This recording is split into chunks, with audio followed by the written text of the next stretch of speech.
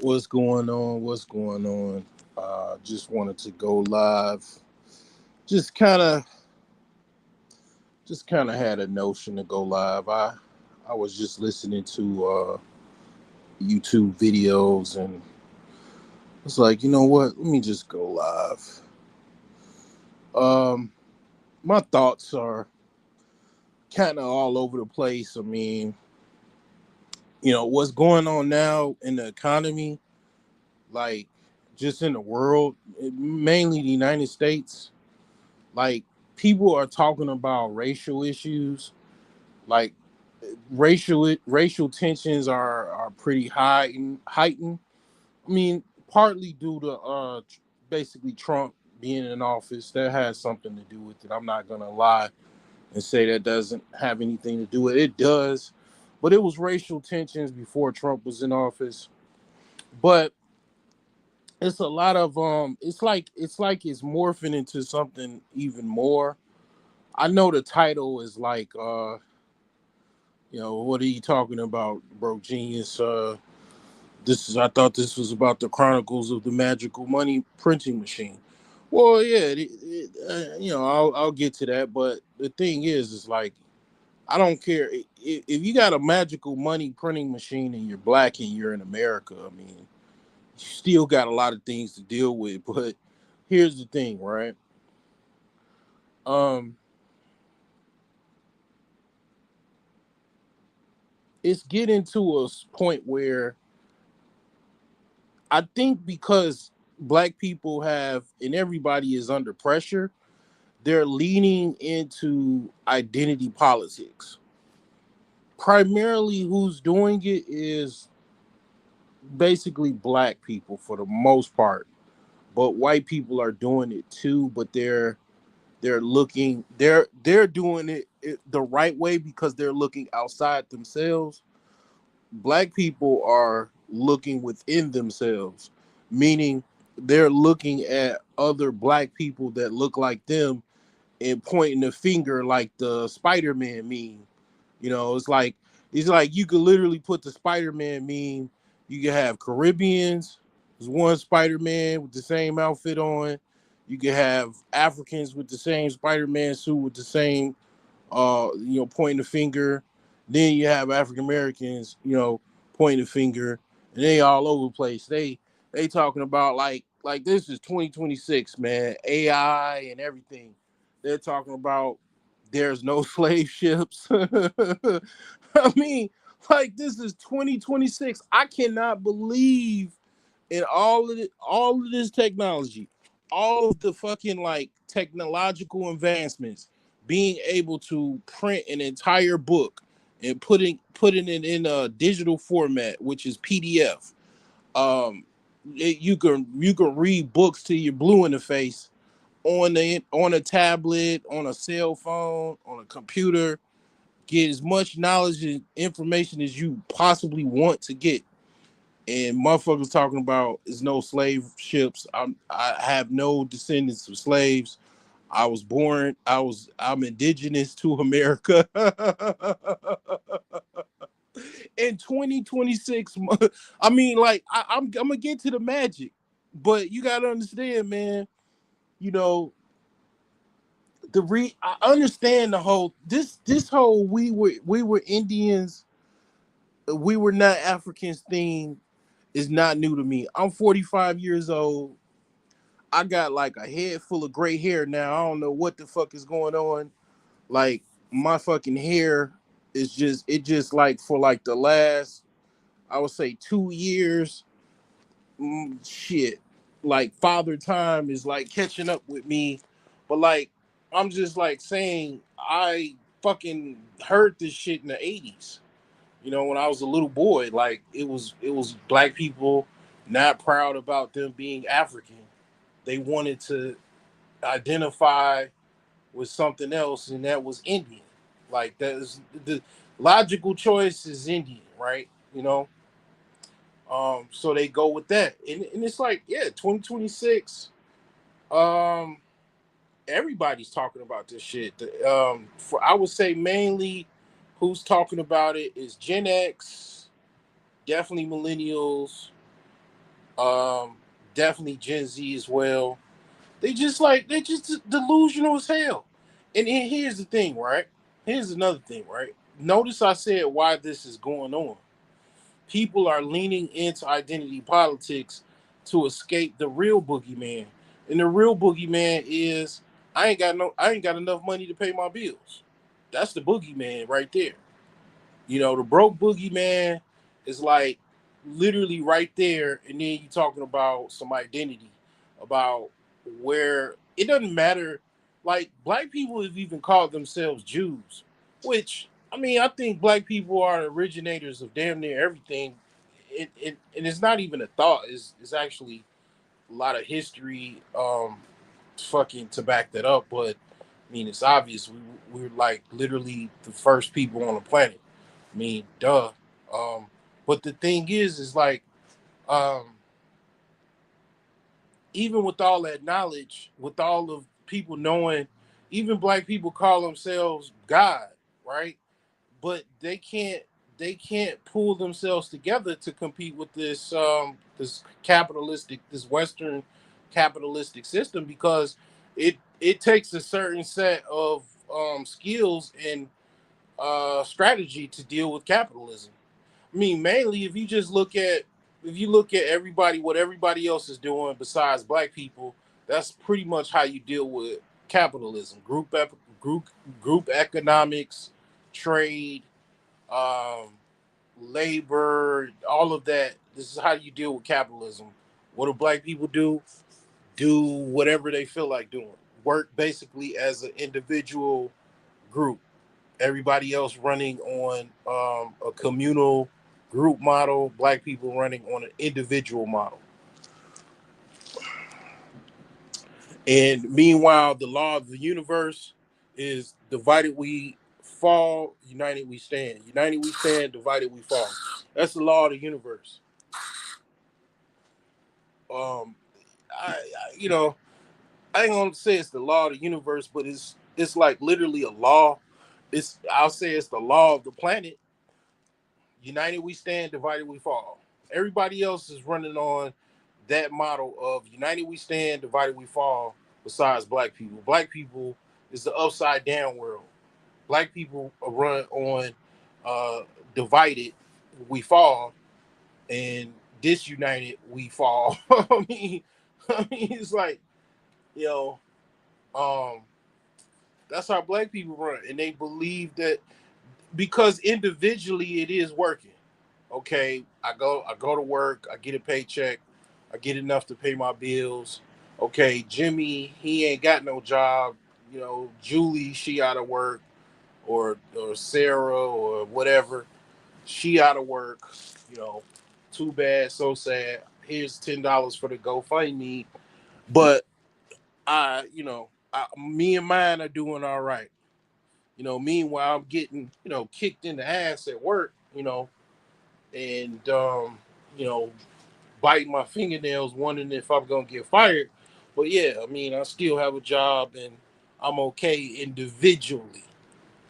Meanwhile, as a group, motherfuckers can't read, getting their head kicked in every day, going to prison at an exponential rate, a higher rate than everybody else, getting their teeth kicked in every day, individually.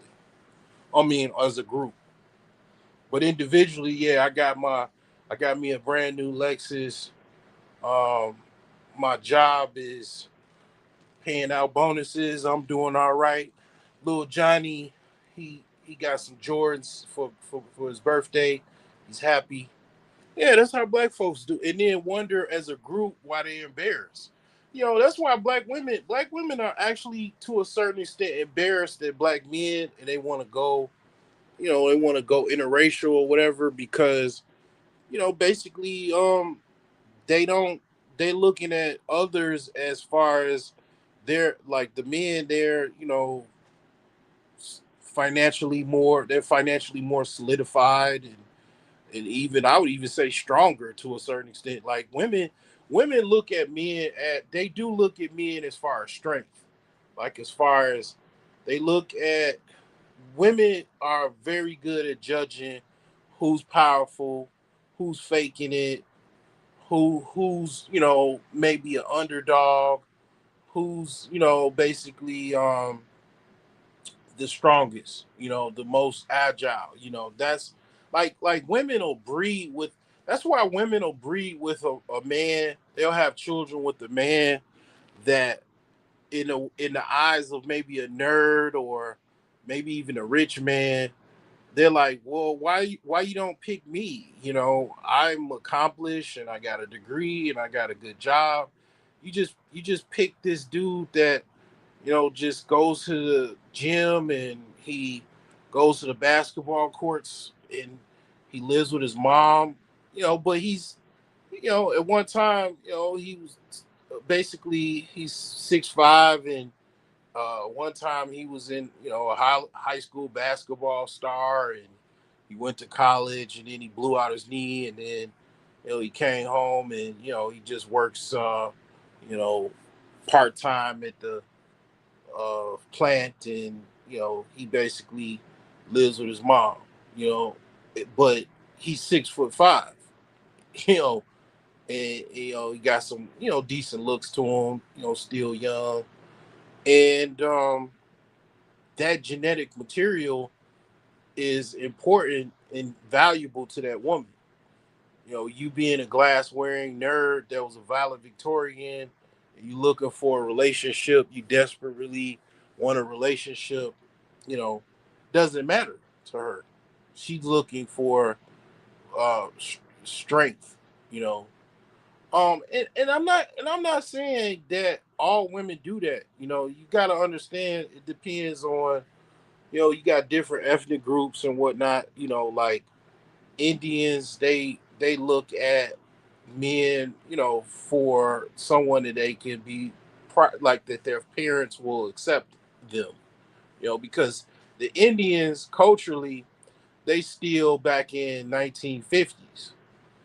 Culturally they might be like in the 1940s because they still have to have the approval from their parents to get married. It's really crazy with that shit, man.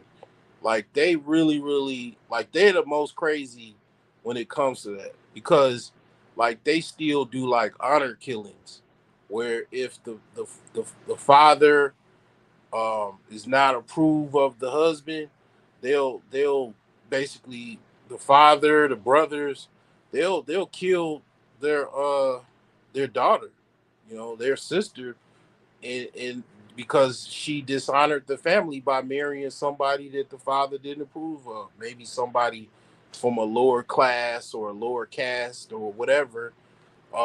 They still that's how they get down, and with that they really if, Indian women are probably the most hypergamous between hypergamy.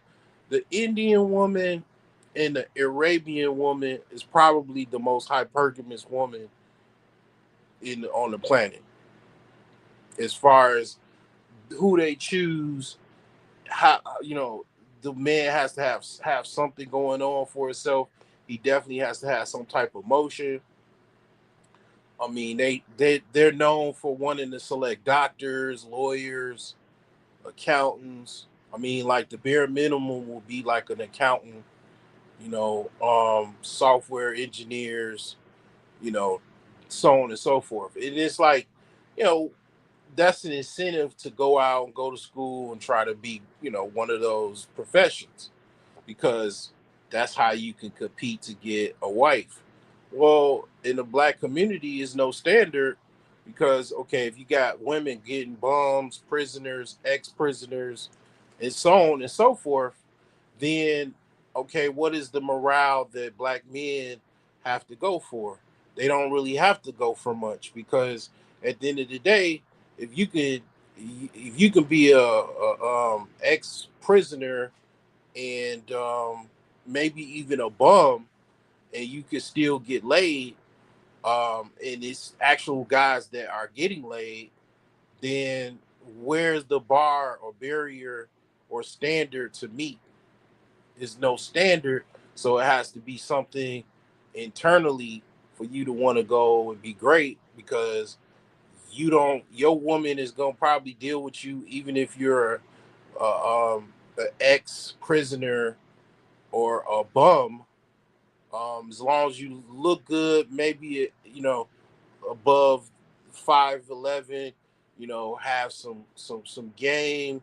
You can get laid, and that just goes to show, just as far as how how low actually things are in the black community. You know what I'm saying? The standard is low, the expectations is low. It's just low. You know, it's like my grandma. My grandma used to. She used to basically she used to be like a hospice nurse, or not so much a hospice nurse, but like a home health care aide for like senior citizens. Um, and I mean, this was obviously before she, needed that, and she got old, ultimately passed. But like, she used to take care of old people, mainly old white people. It was this old white lady that she used to take care of, and this lady, her name was Miss Lowe, but Miss Lowe was not low. She lived in the Upper North Side. Um, she's basically holding assets. She was born in like the early 1900s, so she bought like a shit ton of Walgreens stock. Like, she bought Walgreens stock when it was like pennies on the dollar back in like 1922 or some shit like that. And she still had it, and she had a whole bunch of shares. And she owned a house. Her husband died. I think he worked at the railroad. But like the suburb that she lives in is like basically like upper middle class. And it wasn't always even upper middle class. It just it the value of the real estate went up over decades, and you know proximity to downtown, being just the location and everything, and it's even more expensive now where she lived. But like, yeah, her name was Miss Lowe, so that was what and it's like, yeah, the standard in the black community is really really low, and that's why dudes don't like if dudes had to fucking go be astronauts to get pussy. You know how many motherfuckers would be astronauts? A shit ton of people would be astronauts. If motherfuckers had to climb mountains to get pussy, you'll walk in every black man house, and he'll have on fucking hiking. He'll have a whole bunch of hiking boots. He'll have he'll have hiking equipment, ropes, canopies, parachutes, all kinds of hiking material, all kinds of shit. If that's what was required, that you'd have to climb mountains to get pussy, you have to be a mountain climber. The best mountain climbers get the most pussy. You'll have a whole bunch of black men climbing fucking mountains with having mountain gear all over the place. I'm talking about in their car, in the trunk of their car, in their house. Motherfuckers would be master mountain climbers. But when you have a standard to where you can just basically be basically a loser and still get laid, there you go. There goes the standard. That goes the standard. I ain't gonna lie. Like, my mom was really, really. I had like one of those cool moms. I had basically a free range, cool mom, or friend mom. Even I would even say. Um, and it didn't matter what I did. Like, I mean, she wanted me to do good. She didn't want me to do bad in school, but it didn't matter what I did. With my mom, I could have been a clown, and she'll still be cool with me, and she'll laugh at me and all of that, but she'll laugh with her friends about me. But I could have been a clown. I could have been a total clown, and that no biggie. If I would have been a doctor, I mean, she would have been proud of me and all of that, of course. But either way, like she still, she would still be all right, no matter what I did. Like, you know, um, it wasn't no standard. It was no, you got to do this. It was no pressure. It was no like, you got to make it into Yale or the top 10 universities or you won't get no inheritance or it wasn't nothing like that. It was no like standard like that. Like it was just expectations that was just pretty common expectations. Get good grades in school, do your best in school. If you need help with your homework, I mean, my mom was a teacher. I mean, she could help me with my homework. I mean, um, it was just basic stuff, but it was like, it wasn't no pressure as far as like, I mean, of course I wanted to be great. So that wasn't I didn't need my mom to tell me that. I definitely didn't. I didn't make it to clown school. But the thing is like, yeah, like I mean, it's just kind of like this is just how the black community is. Like, it just doesn't matter. Like, it's so low as far as how things are because black people run on an individual model. Everybody else runs on a group model. I mean, basically, you know, anything goes. I mean, it's really tripped out, man. But you know, it's it's a lot of it's not like black people did that themselves. Black people are responding to basically warfare. It's like, basically, I was brought up, basically like my father was from West Africa. I mean, my mother, um, basically she was from southern roots and southwest and America, black America. Um, but it was like my mom was like kind of militant. She was kind of like, being in the Nation of Islam is like, it's kind of it's considered a black militant organization. So I did grow up understanding these people is not friendly. These are not my friends.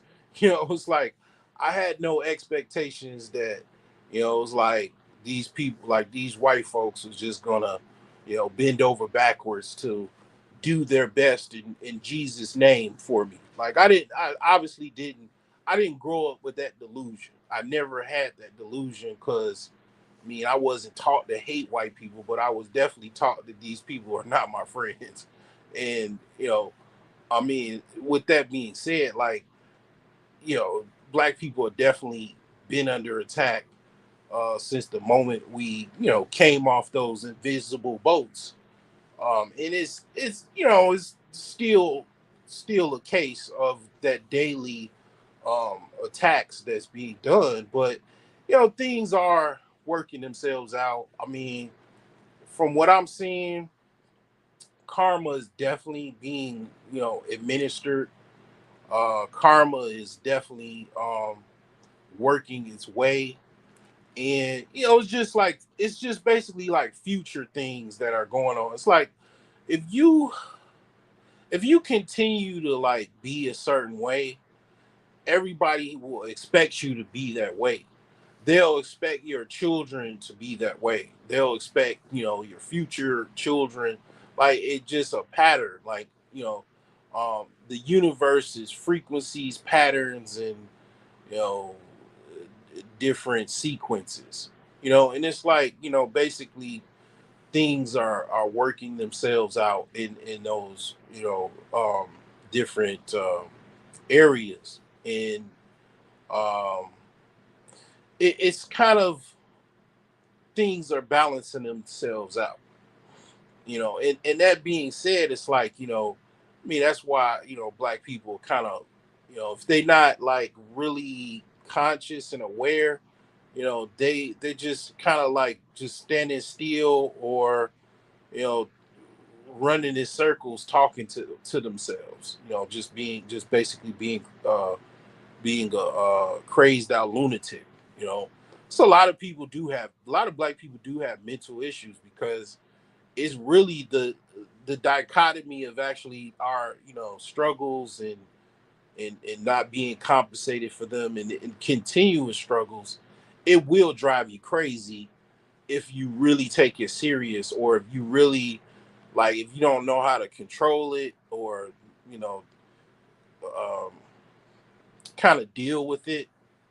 Like it will drive you crazy.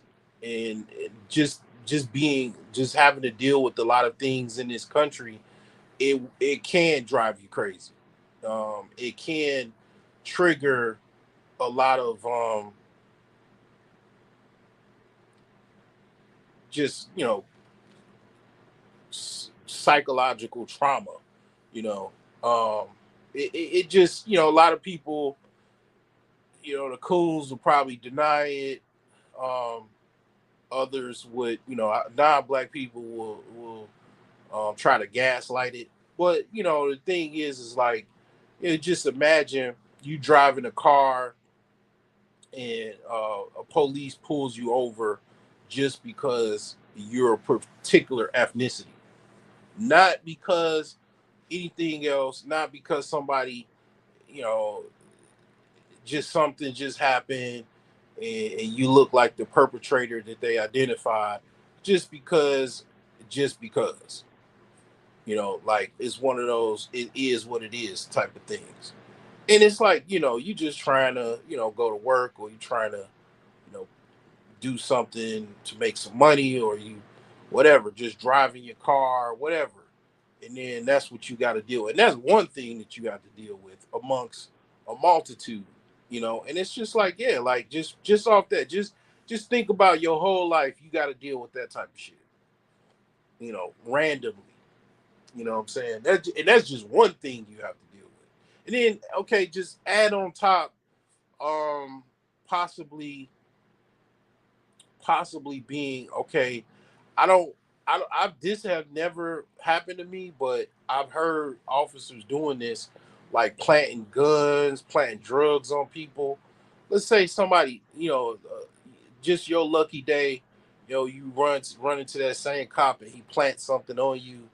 He plant a key of cocaine on you and put it in your trunk, and now you got booked for a key of cocaine.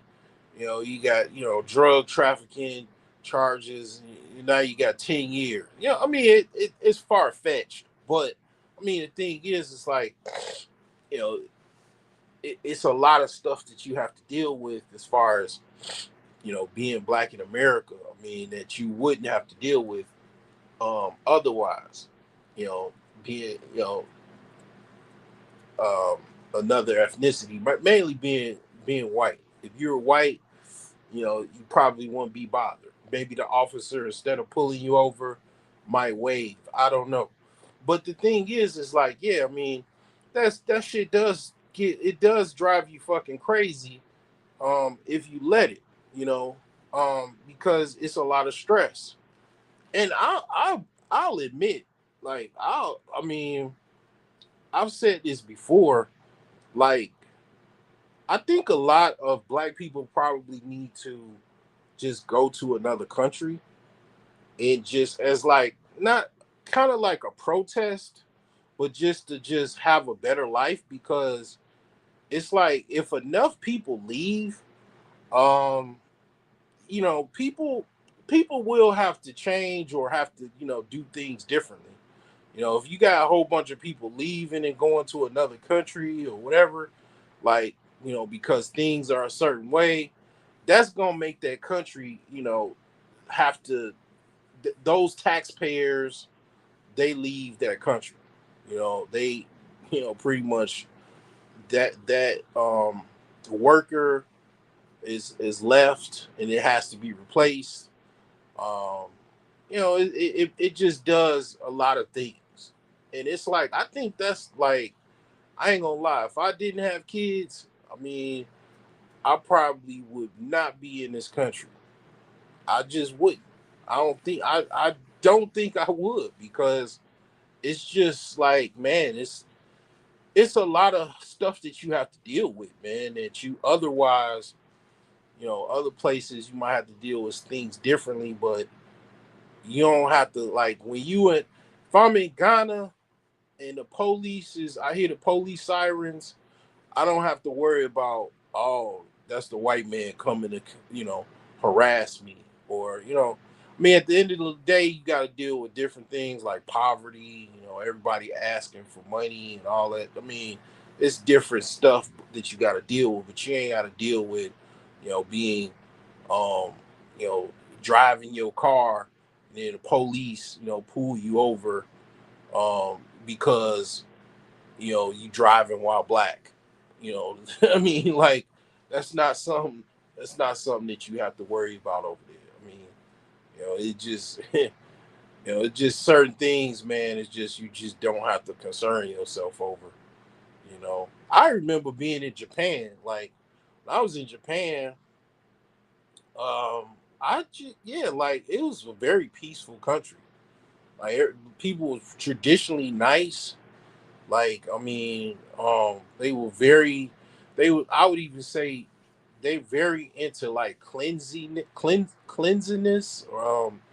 Like they wear white gloves when they drive and shit. Like, I mean, um, they take pride in sanitization and cleanliness and uh, you know, it's man, there's so many places, man. At the end of the day, you could go to, and then if you feel homesick, just hop on a plane, come back for like a week, a month, or whatever, and then you know, maybe remind yourself why you left, then go back. Like, I mean, I just don't see no reason why. Like, I don't know. Like, it just people to be just really struggling, like trying to deal with things, being harassed and all of that. Like just go to a whole nother country, man. It don't even have to be an African country. If you black and you know tired of this shit, you just go somewhere else. There's tons of places to go. This is not the only country that is there. And you got to understand, this country is in a phase. This country is in a phase where it's trying to, you know, deal with it's like post Jim Crow. You know what I'm saying? Like the post Jim Crow period. Like it's trying to not be so, you know, too Jim Crowish, you know, but you know, Jim Crow was like, you know what, I was born in 1980. Jim Crow was definitely um what about 10 years or 20 years before I was born.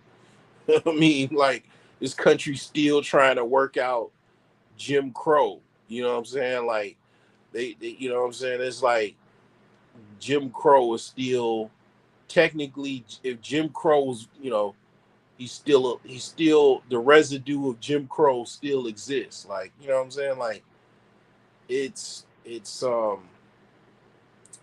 know, it's starting to get goofy though.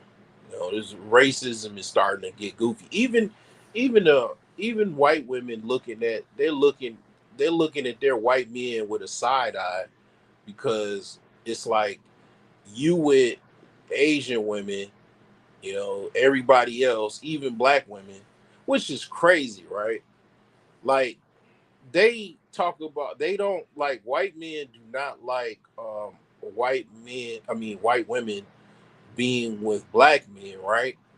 But they'll get a whole fucking black woman that obviously has been with black men. And you know, I mean, you know, I'm not saying that you know, they don't necessarily marry them. They have, I think it's like a 2% marriage rate with white men marrying black women. I mean, it's very low, but like they'll get with a black woman. Obviously, she's been with other black men, but they don't want to get with a white woman that's been with a black man. It's weird. But the thing is, like, they seeing all of this weirdo shit, and they getting turned off, and they getting turned off to the point that they don't even want to deal with white men. And white men, what do white men do? Like, they can't stop doing what they're doing, the weird behavior, you know. So, I mean, shit, some of them won't be able to breed because of the weirdo shit. Because it's getting weird now. The racism, the the trying to make guard. Because it was a time where white men basically were bullied.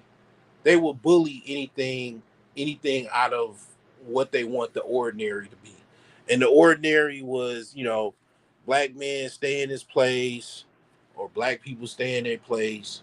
White women definitely don't you know don't intermix and all of that shit. Don't have it. It definitely was very few interracial relationships back in, I'll just say, Jim Crow era and to Reconstruction, and definitely slavery. Like, I mean, it was just a bunch of dudes mate garden and bullying society, and then it's basically they're really complaining. The complaints and the crying and shit is really them. Like, it's kind of like, okay, it's kind of like the ending of the movie Pet Cemetery, you know. And if you ever saw that movie, I mean, I'm gonna spoil it, but at the end, the little kid that was basically kind of like I would say probably a demon, a ghost, and basically his father was trying to basically kill him, and I mean that's what he was doing, obviously.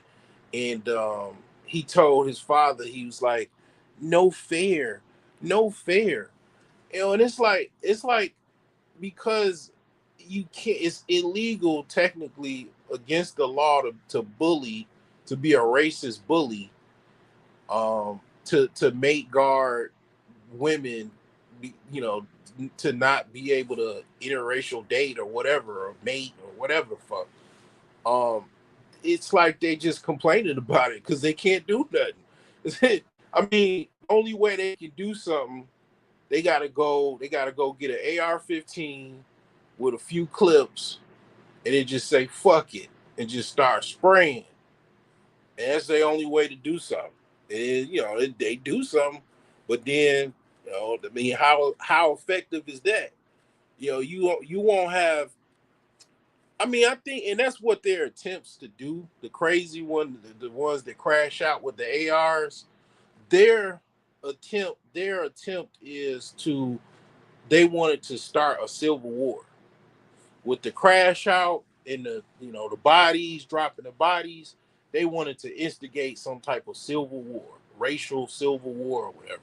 That was, you see the manifestos, these racist crash outs.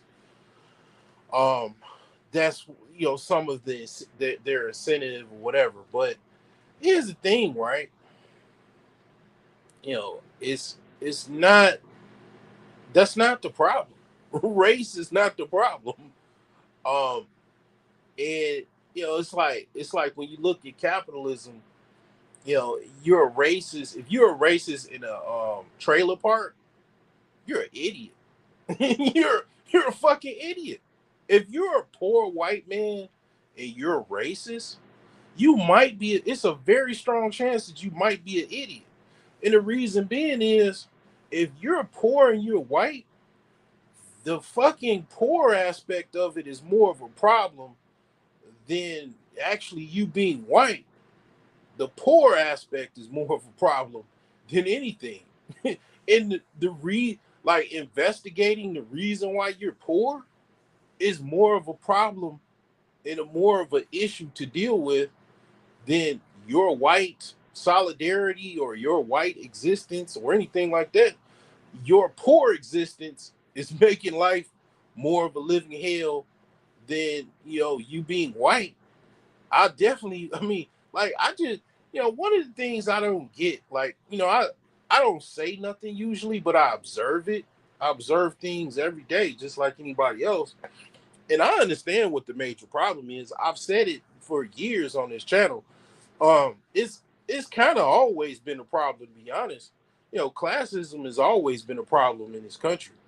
even to the fucking origin of this country, really, to be example. I mean, be to be honest, like, I mean, it's getting out of hand now. Like the frequency of people, like I've said it many times over. Like, you know, you once you get to a certain level financially, if you set things up, like for example, like I said I was going to talk about the magical money printing machine, right?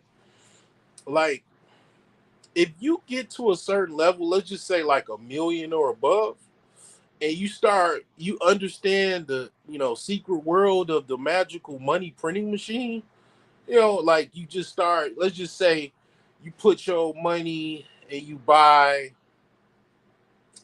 no, you just start flipping houses. You get $1 million in the bank, and I'm not talking about New York or LA or Miami or whatever. Not like you just go straight to fucking Indiana and start flipping houses, and it'll cost you, eh, probably cost you the most. It'll cost you about $150, and that's to buy a property and fix it up. You start doing that shit a whole bunch of times, just make it your fucking job to just flip houses. You'll make another $1 million in probably 2 years or less. And you just keep doing that shit, and that's a magical money printing machine right there. Like it's so many, like it's a million ways to make $1 million. They say, right? And I do believe that. But the thing is like, you know, um, that's how this system works. Like if you make money and you start investing it in, like, just, I mean, growing that capital, it literally, like, it does not stop. It becomes like magic. Like you'll just infinitively have money. You'll just be making tons and tons of money. Like you'll never not go broke. Like it's no broke in that scenario when you just constantly reinvest, reinvest, reinvest. And that's why, like, this, the rich get richer and the poor get poorer. Like, because, I mean, once you build enough momentum, it just continuously builds up momentum, until it just explodes. Like that's how this system works, and that's why people don't understand it. They don't understand this shit. Like I'm probably the only one of the only few people that come on here that talks about things from a perspective of reality. The dude in the hood can understand me. Certainly, the dude outside the hood can understand me. Like, I mean, this system it literally, it is ran off of investors. Investors are the ones that make perpetual capital. It's a way where if you have a certain amount to start with, and you build up momentum over and over and over again, you will never not have to. You'll be in a totally different category as far as how the average person lives and how you live. Because it's a way. It's very. I won't even say it's easy, but it's almost automatic. Once you get to a certain level, you could just perpetually make more and more money.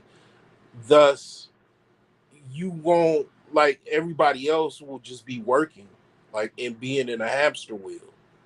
And that's how, that's why a lot of people don't like capitalism.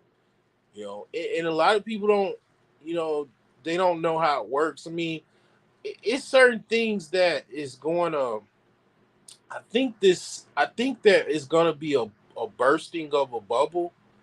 I think there's going to be like another bubble burst, maybe an AI bubble burst. I mean, a real estate collapse. I'm not sure. Something is going to possibly happen because, like, one of the things that's going on is the government is pumping out so much money.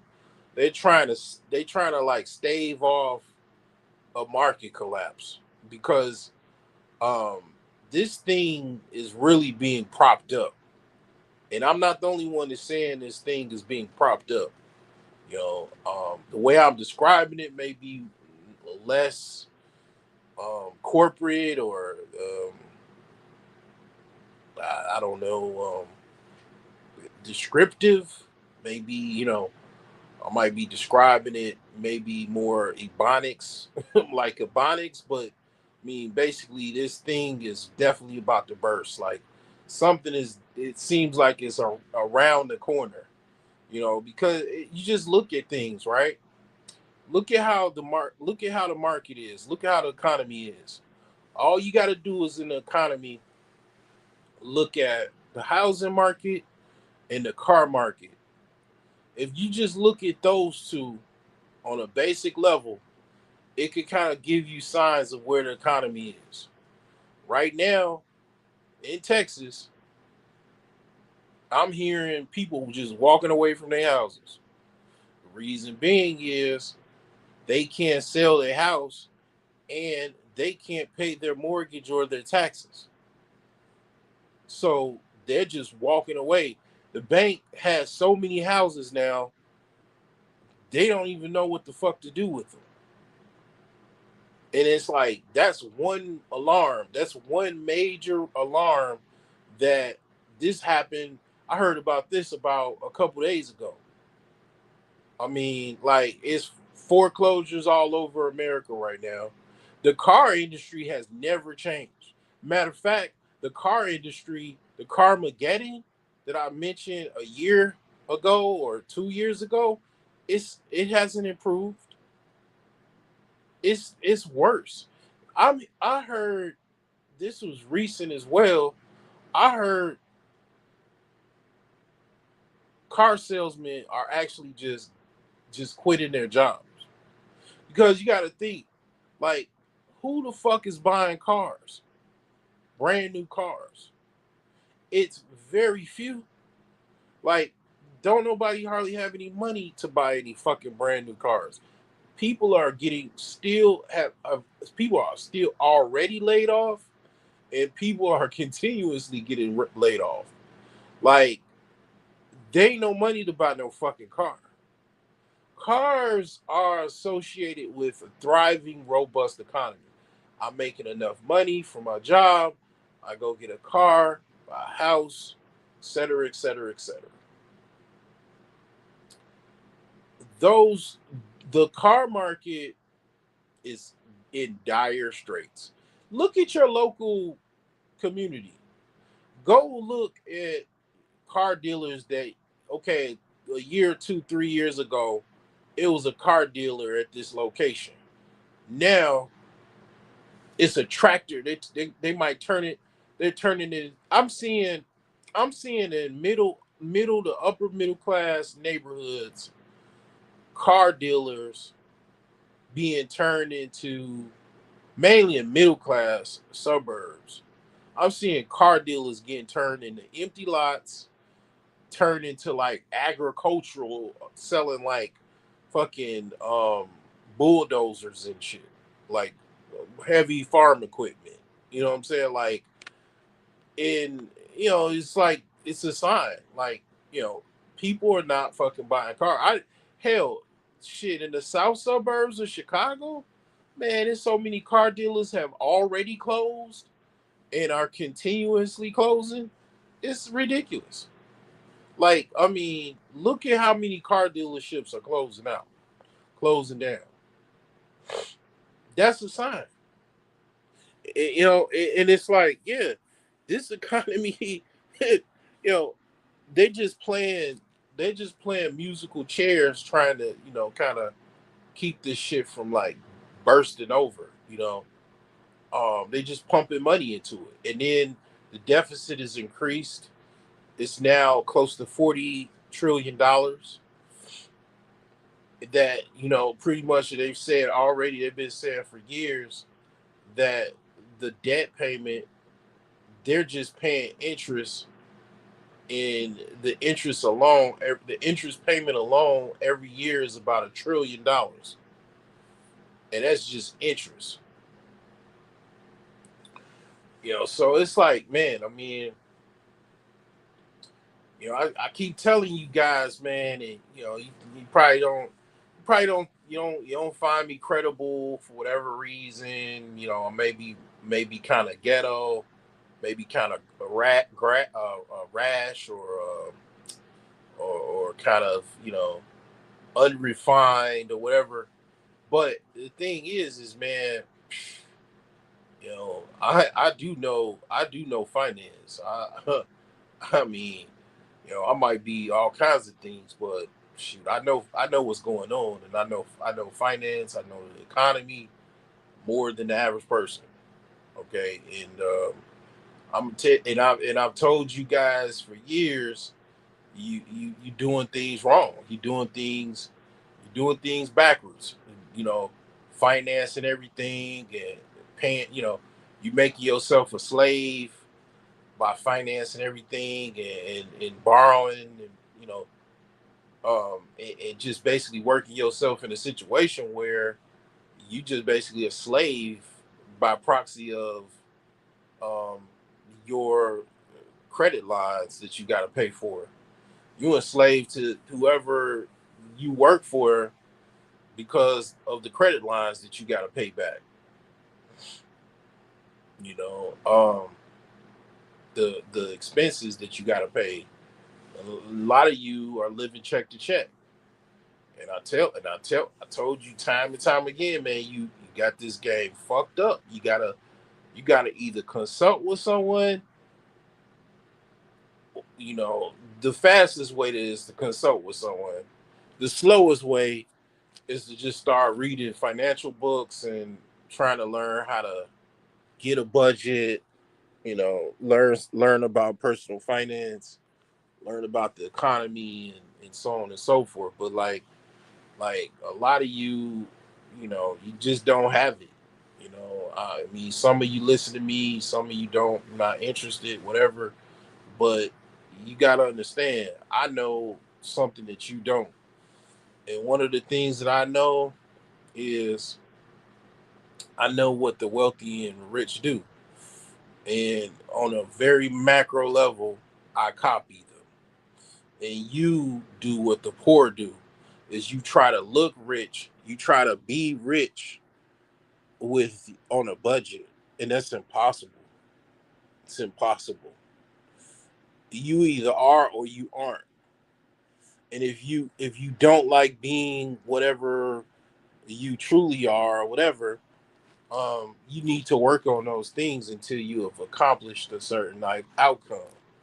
Anything otherwise is futile, because you're playing a game where you're trying to look a higher class than what your true class is. And what I mean by that, obviously, is so what people do in America, or I'll just say in the West, they go into, because other places don't even have credit. A lot of places in Africa, a lot of places in Asia, it's no credit. It's no, I'm in a particular class, reality wise, but I'm gonna extend myself and I'm just gonna work myself into perpetual slavery and pay for a mortgage for in a neighborhood that I normally couldn't afford because you can't pay cash, and then you drive a car that you ordinarily couldn't afford because you get a credit line. Even to be honest, school, go into debt and get student loans when really don't have enough money. I really only have enough money to really go to junior college, um, and maybe public state school or something. But I'm gonna go get into debt and go to school with the rich kids that they parents just pay write a check every for their tuition and room and board, and have a good time. And then when I get out, I got massive amounts of student loan debt, and to add to mortgages and car payments, car loan payments, or car loans and credit cards to pay back. Now you in perpetual slavery through due to creditors. And you got to understand, like, okay, I understand, in hindsight, obviously I've gotten student loans and everything, but you you got to deal with the reality, regardless of whatever you're doing. You got to deal with the reality. Once you deal with the reality, you work from that reality, whatever your reality is. And getting credit to go buy a house in a neighborhood and pretend like you're rich, it has some consequences, some very, very dire consequences, doing that. Because one, if you don't have the money to pay for it, meaning you're only a human, you're not a robot. Like, if you get sick, you can't work, not gonna be able to pay for all of that shit. Because that was based off of you being a slave to that, to whatever job that you have, and you can't. If you're sick, you can't work. You can't enslave yourself. Um, if you lose said job, you can't pay for all of those things. Then what happens is, depression, stress, um, suicide might even come to play. All kinds of things, because you were living a lie, and nobody ever told you that you were living a lie. Because most people, I'm be honest, most financial people or financial gurus, they support this credit system. They teach you to, use it, and talk about use it wisely and all of that shit. I ain't saying all of that. I mean, like, only thing that I'm okay with is mortgages, and that's reasonable mortgages. I'm not saying you go get you a mini mansion and go get you $1 million mortgage in the Midwest. That's not being responsible. That doesn't make sense. If you had the money to get a mini mansion, you could at least buy a house that's worth what, 200,000 or 150,000 at least. You don't even have that, but meanwhile you try and buy a house that's $1 million just because you gonna pay that $12,000 mortgage, or $8,000 mortgage, whatever it calculates out to. You gonna pay it, so you can look like you balling out of control, like you just signed a contract after getting drafted in the NBA. And it's like all of that shit has consequences, obvious consequences. You basically robbing one of the major consequences of that you're going to lose in that lifestyle, which a lot of people live that lifestyle in America. They're taught to live their lifestyle. Most people find that lifestyle being normal. That's normal American, you know, the normal American credit system. It's what you do, you know. And the thing is this, right? Well, here's the deal, right? That's what the the wealthy and rich want you to fucking do. They want you to think like that, because if it values them if you think like that. One, then two, the chances of you actually being on their level is it's even less, because you don't have any time to get wealthy because you're too busy paying bills. You don't have any real money. All your money is tied up in basically loans and other credit obligations. You don't have any money to actually get wealthy. You don't have no money to invest in business, any stocks, et cetera, et cetera, et cetera. You don't have any money because you got to pay that car loan, those credit card payments, that student loan, that mortgage, so on and so on and so on. There's no real money to actually get wealthy, actually get rich. There's no money there, because in your mind, you already kind of halfway in between, right? You got Nice house in the middle class suburbs, car for his and her, and you got some credit card debt, but you still pay it and order that DoorDash every now and again. That's normal to you. That average lifestyle, that's normal to most people in America. This is not foreign to most people in America. This is the idea. This is like the American dream, you would even say. But actually it's a nightmare. That's what I'm trying to tell you. And that's what I've been saying for years. It's a fucking actual nightmare that, is really, really becomes horrific because it like just imagine people that had that lifestyle and that way of thinking in 2008.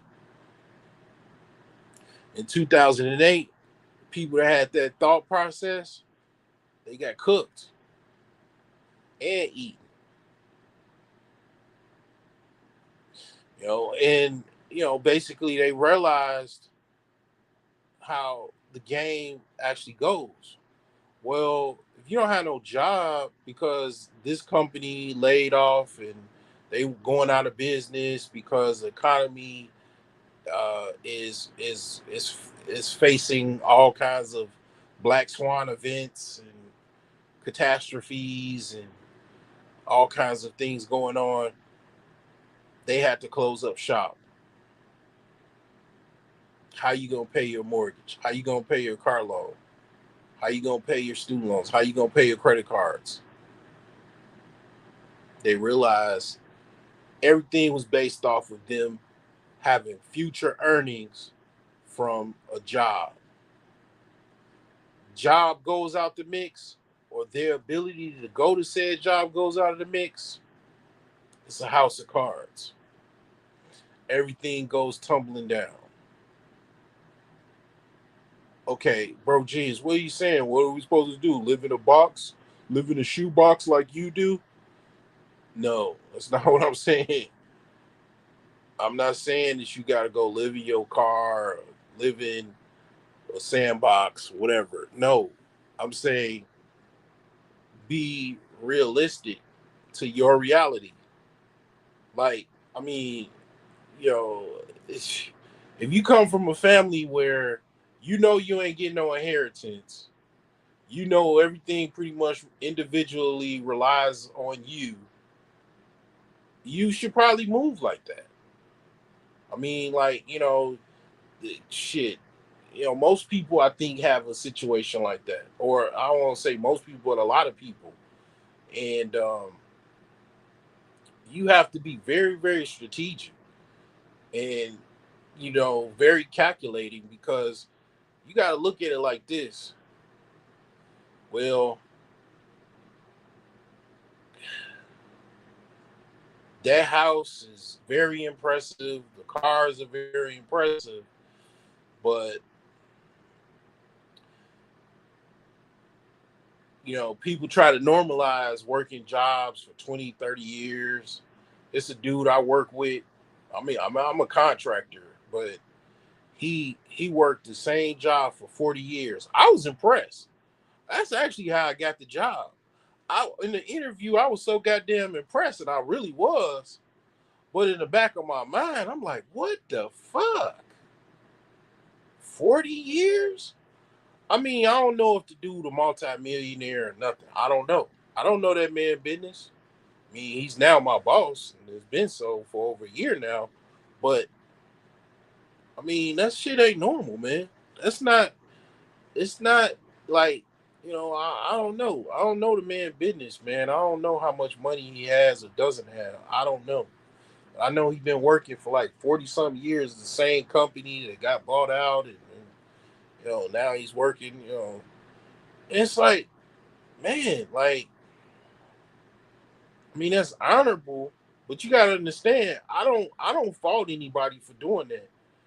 And I'm mainly talking about white dudes. I ain't even talk like, I mean, I know a lot of people have done that, but I mean, like, these are white dudes that I'm talking about that I've worked at the same company for like 30 years, 40 years, and deep down I understand why they do that. You know why they do that?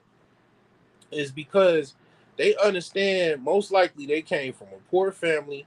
They don't have no inheritance. It's just something they got to do. They just got to work this job and just make as much money as they can. Then they'll have, they'll be able to retire without being, homeless on a park bench or in some tent camp in the park somewhere or in the woods somewhere. And it's just that simple. You know what I'm saying? Like it's just very simple like that. Like they don't have no money. They ain't got no inheritance coming from their grandma, their mom, or their dad or nothing. They just got it. Just they lot in life is they got to get it how they live, and they just gonna work this job and just keep showing up. And then eventually they gonna retire. And then I understand that basic concept. I get it. And I totally. And one day I really understood it. I was like, it's like why this dude, he's so happy. This dude, he was a Virgo, just like I was. He's like, 20, 30 years older than I am. He's talking about some cruise and shit. And I was like, at first I was like, yeah, this dude's why these dudes be giving 30 years. And the reason is they don't know how to do anything else. A lot of people just don't know how to do anything else. I mean, you might have like a little hobby. I mean, I don't know. He might be making money off his hobby. I don't know. But like a lot of people just don't know how to they don't know how to invest. They don't know how to be businessmen or women or whatever. They don't know how to do those things. They just know how to just work. That's it. Like, and they just know, okay, if I work this job, I'll be able to retire without having to sleep, you know, in some canopy in the woods somewhere.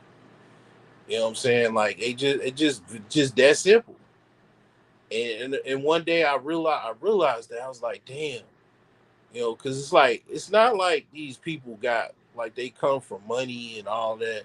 Like the white people that come from money, when they'll work like their family business or they'll um the ones that like live off of inheritance, they just live off their inheritance.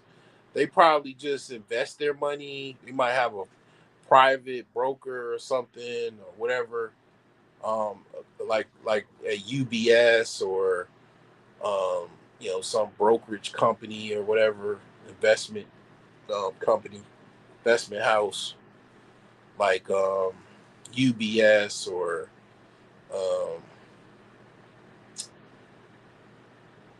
Royal Bank of Scotland or Wells Fargo, Edwards Jones, and that's pretty much it. And it's like they don't necessarily work. They those are people that they go have a latte. Then they go to their Pilates and they go have a massage. By dinner time they already spent like $3,000 between the the the latte, the spa appointment, Pilates, lunch, dinner. And then they went to Lululemon and bought some stuff. And they come back and it's $3,000 day, and they leaving a luxury apartment, penthouse apartment or whatever, overseeing the lake. Like I mean, it's just yeah. Most people don't live like that, of course, but it's like most people, even white people, they don't come from that. They have to go to work. They have to, if they don't work, they don't have nobody that's gonna help them out either in their family or anything. They don't have anybody. And that's just yeah. That's the basic concept of going to work. It solves an immediate problem and a long term problem.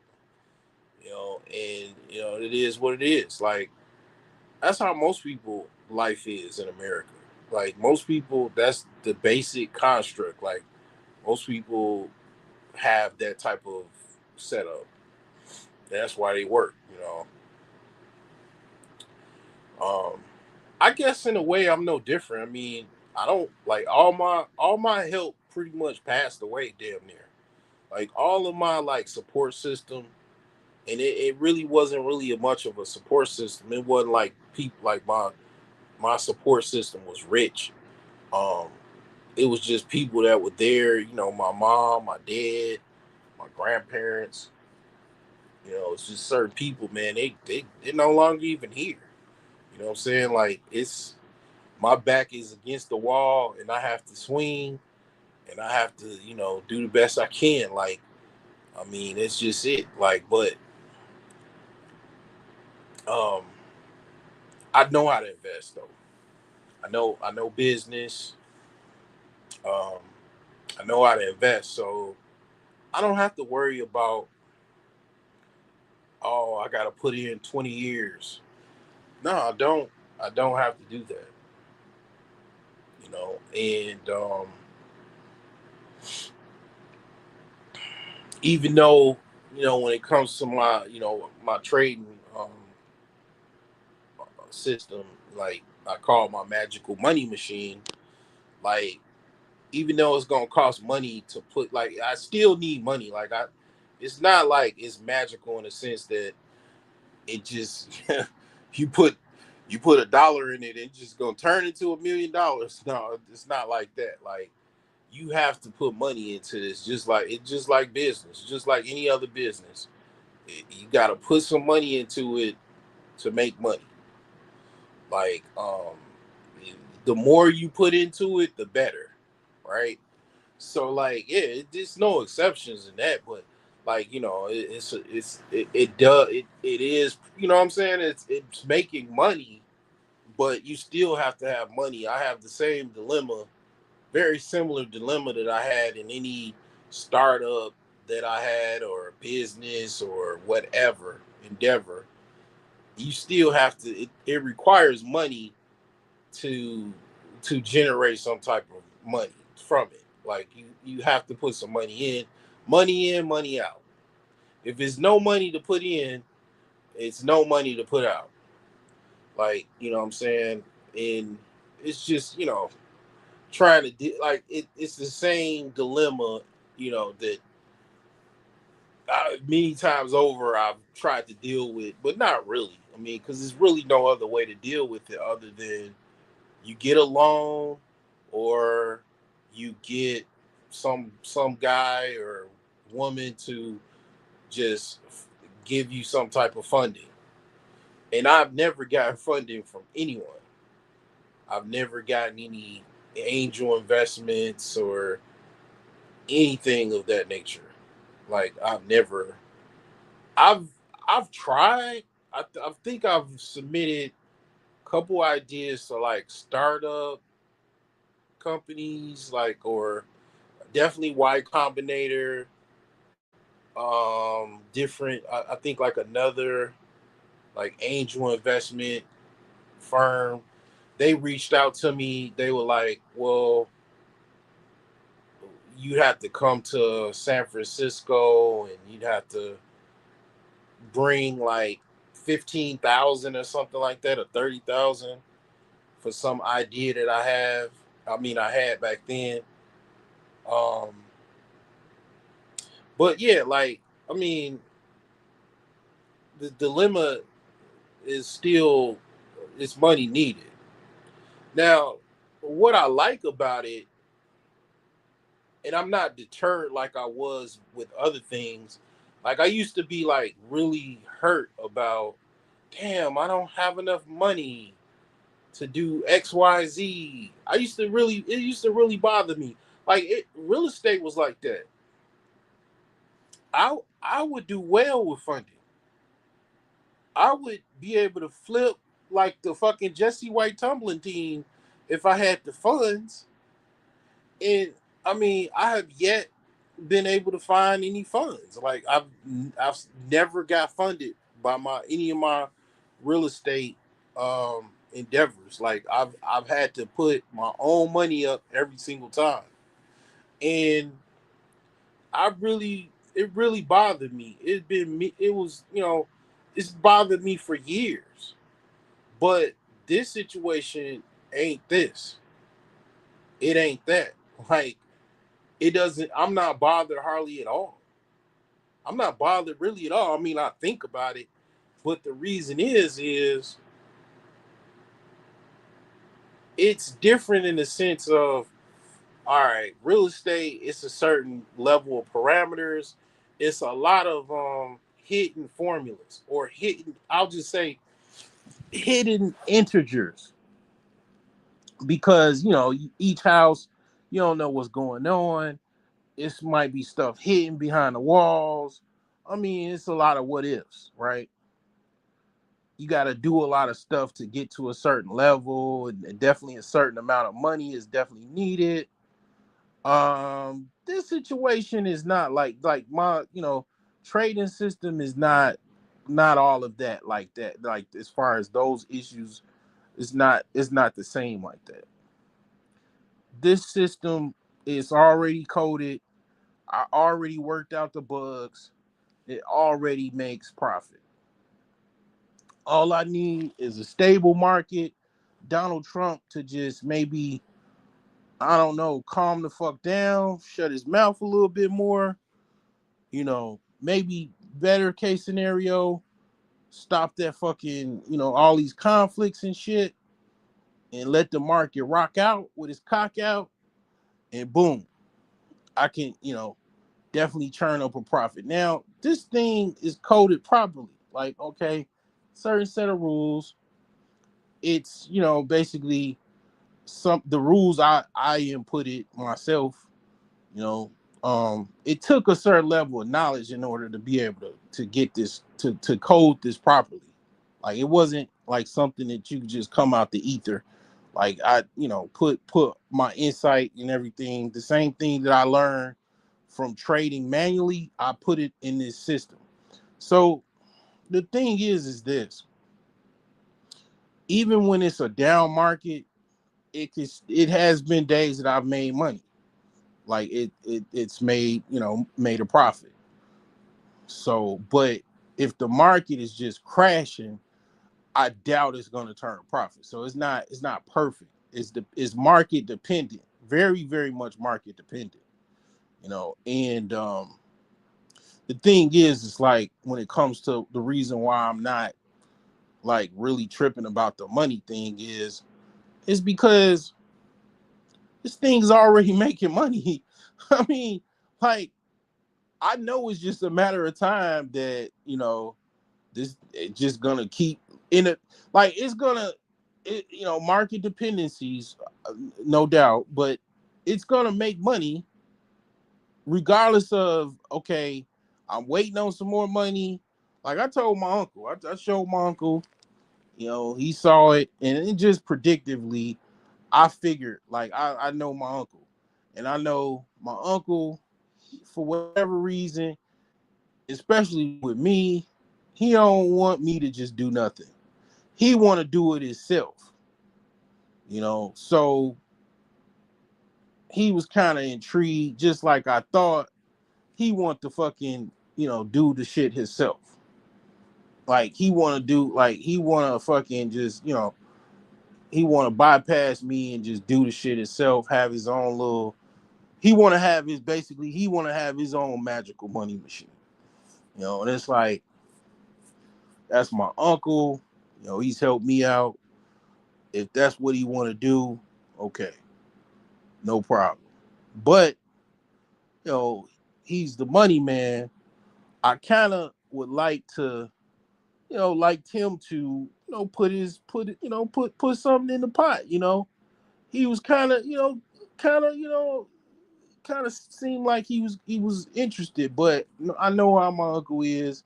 He just wanna tell his own story. He want to do it himself. But even with him, I, not, one of the things, like I said to myself, like, I mean, I know people that got money. I know people that was in the NBA, the NFL. I mean, I know those people, but like people that I talk to, people that I know on a regular basis and I talk to on a regular basis, it's only like, it's not, none of them are millionaires or better. Like nobody I know that I talk to on a regular basis is a fucking millionaire or multi-millionaire. You know what I'm saying? Like it just I don't. I mean, one my friend circle was very very small as far as the people that I normally talk to, and even the people that I mostly know are pretty much in my same like middle class or lower lower middle class, you know, maybe upper middle class type of people that I know that I went to school with, that I work with and stuff like that. I mean, I ain't trying to have a whole bunch of people in a pot. That's not what I'm trying. I'm looking for like basically HNIs, high network individuals. That's what I need. If I this is something that like it's just like, okay, I need a HNI only. I don't really even need them. I just would like it because I wanna just take off. You know what I'm saying? But I don't necessarily need a HNI.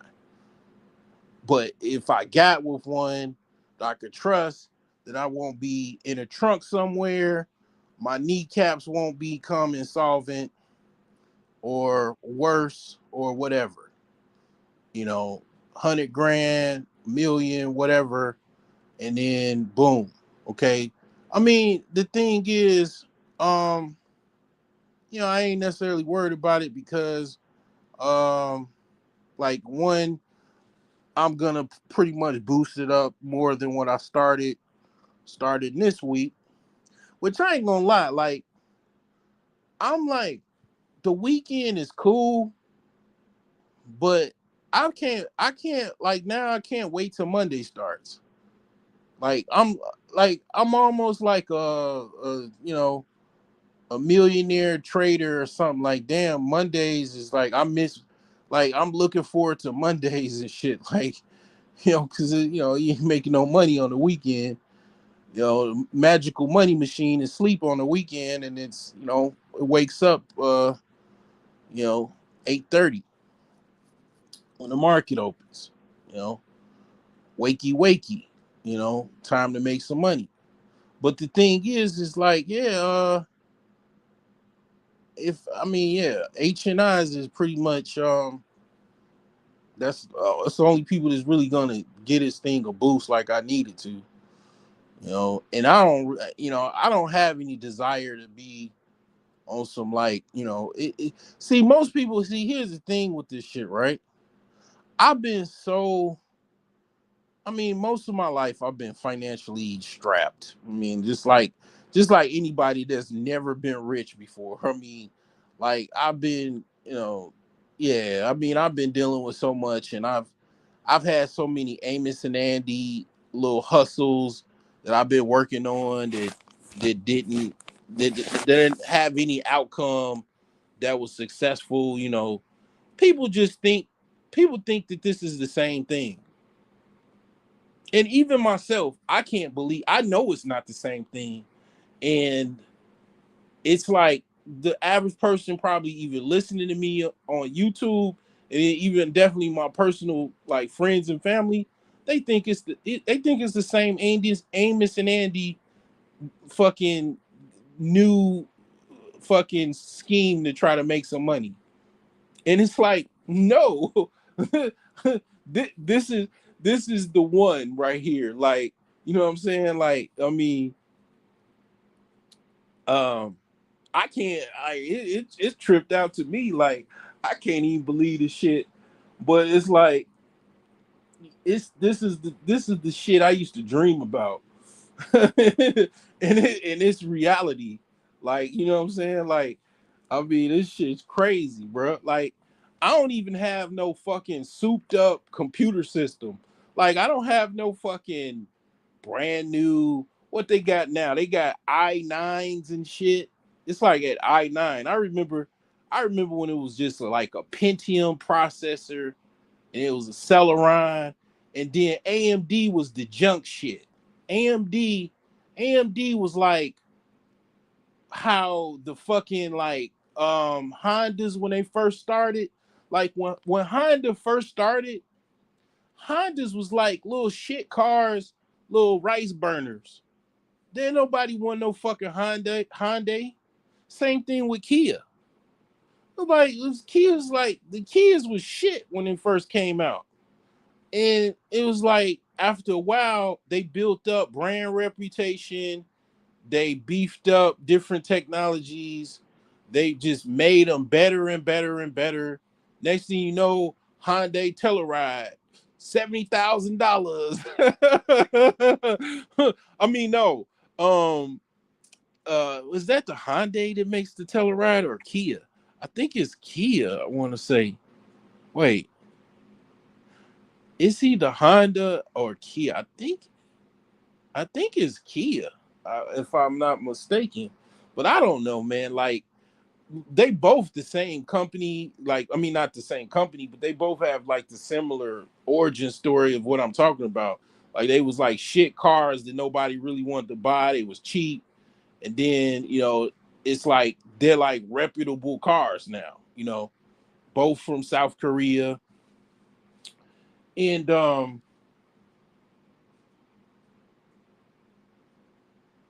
it's like they built up over time. I forgot the reason why I started talking about Kias and whatnot and Hondas, but like basically like nobody believes this shit. Like nobody really knows. Most of my like I say, most of my friends and family, they think this is another get rich quick scheme as far as they're concerned. And it's like, man, I mean, I had days where I dreamed about this shit really, and it's a reality. Like I actually been working on this for for several years. Actually, when did I first start working on automated trading? Like I gotta think about it, but this ain't my like. I've been working on this. Damn, I can't remember when I first started. I don't remember, but I definitely tried to make something happen. I mean, I even registered for a whole bunch of different sites like quant academies and different, it was like places where people would sell their quants, their systems and all. Like I don't remember exactly when I started, like what year. I don't know when that was. Um but yeah, I've been working on this for years. So I mean, just imagine all of the like just just like man, dreaming and thoughts and trying to work on some shit and then shelving it because you frustrated, you basically stuck on it, and then boom, you got some shit already going in the future. I mean, but see, here's the thing, right? I could be rich right now. I could be rich right. I could have $100 million in my account right now. It's really not. It's not gonna hit like it did when I was 30, in my early 30s, and my late 20s. I mean, pretty much, I'll just be an old man with money, an older looking man with money, a gray fox at best with some fucking money. And it's like, it just don't, I like, it just like, it's like, if I do get rich or whatever, like, it's just like, it's one of those dudes that got a Corvette, the old man with the Corvette and the fucking, the Corvette outfit that people be talking about, like online, like the dude with the Corvette with the funny look at the shirt and the shorts or the pants and the denim jeans and the shirt, the Corvette look, old man in a Corvette. It's like it just don't hit. Like I remember being a young man, young black man with a drop top Mustang. I was like 25 years old, got a drop top Mustang and shit, tearing Chicago on fire, just tapping anything that I could. I mean, fucking anything that fucking moves. Like, I mean, just ripping through, ripping through the west side, the south side, the suburbs. It's like, I mean, like fucking Flanders, like Flanders off fucking Family Guy, like just just tearing, just ripping through Chicago, like it's like bang, bang, bang. I mean, like I was young and I might have been trying to pretend like I had more. Yeah, definitely trying to pretend like I had more, and definitely had a subprime loan and a car loan payment. And I was young. Like I go get a drop top. Let's say whatever money I have, I can go get a drop top Mustang right now off credit. But I mean, I wouldn't do. I definitely wouldn't do that. But like it ain't gonna like a drop top Mustang with a gray beard and gray hairs. It just it don't hit the same. I mean, like it's giving grandfather trying to relive his youth. And unfortunately, I mean, I'm trying to reverse this fucking pre gray hair or premature gray hair. Like this shit just start it just like storming, like it just start like growing like weeds like the last like 2 years, like for whatever reason. But I've been trying to take molasses, like apparently like gray hairs are sprung, like premature gray hairs come from a combination of stress, low potassium, copper, like other minerals. Um, definitely like sleep issues definitely have something to do with it. I think that's one of the major reasons why my head is like prematurely graying, because I definitely have had like major sleep issues over the years. Then what else is it? Stress, definitely. If I didn't say stress, um, it's just like your body is like it's an energy. Like I watched the Diary of the CEO, the black British dude.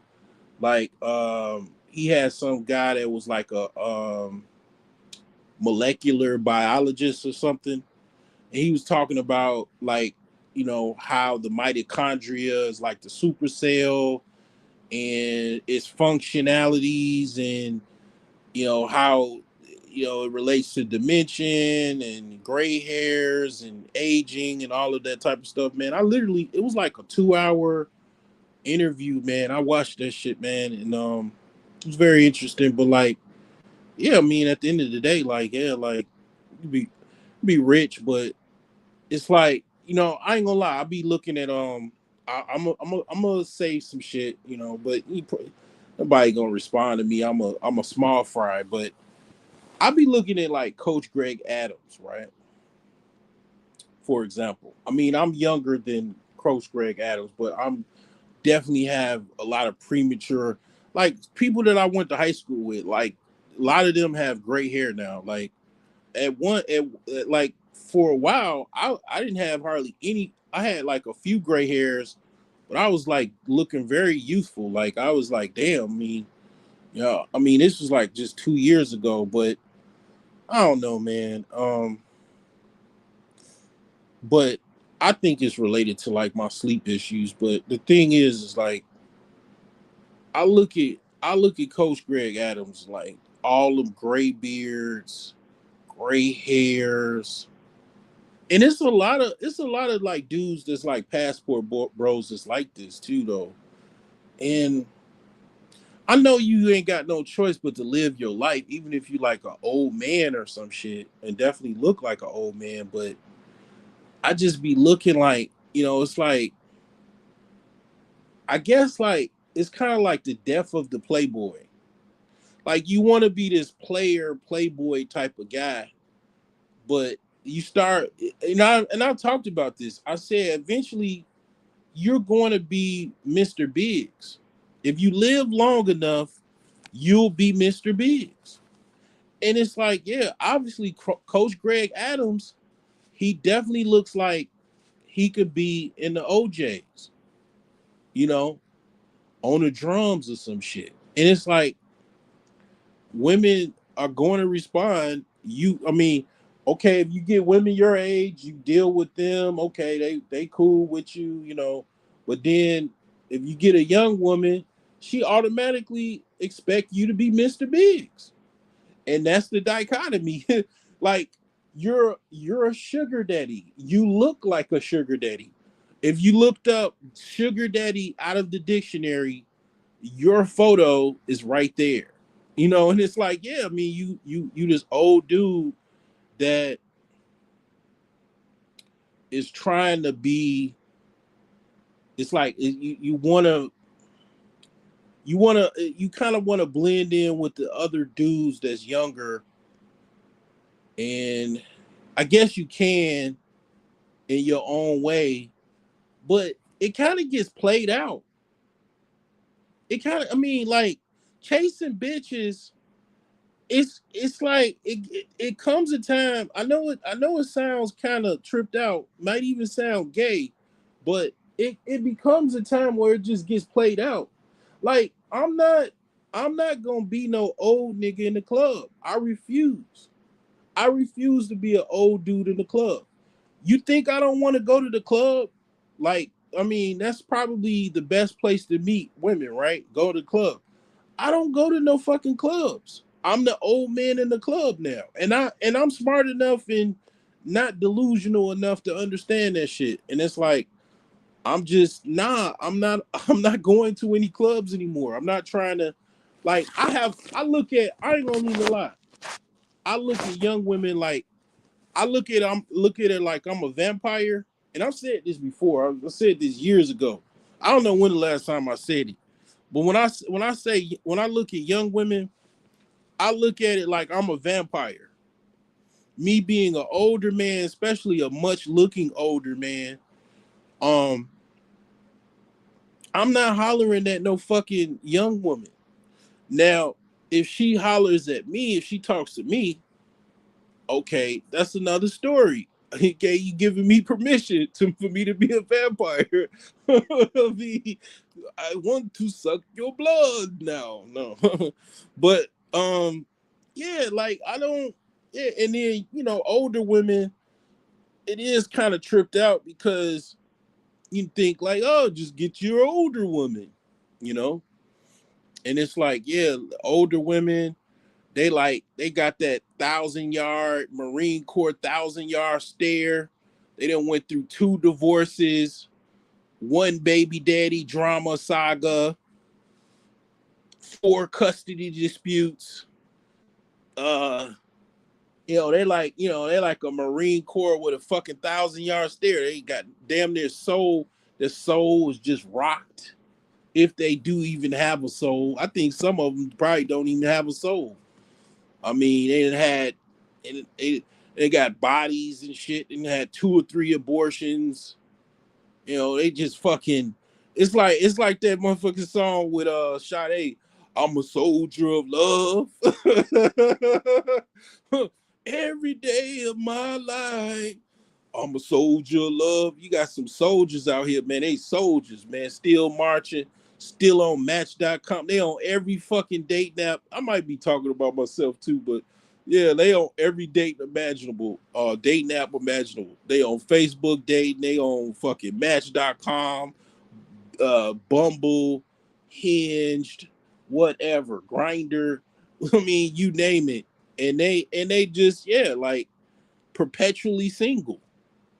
And the reason being, like, they got that 1,000 yard stare, and they don't give a fuck about nothing or no one. That's what that 1,000 yard stare is. It's just like they're just unemotional.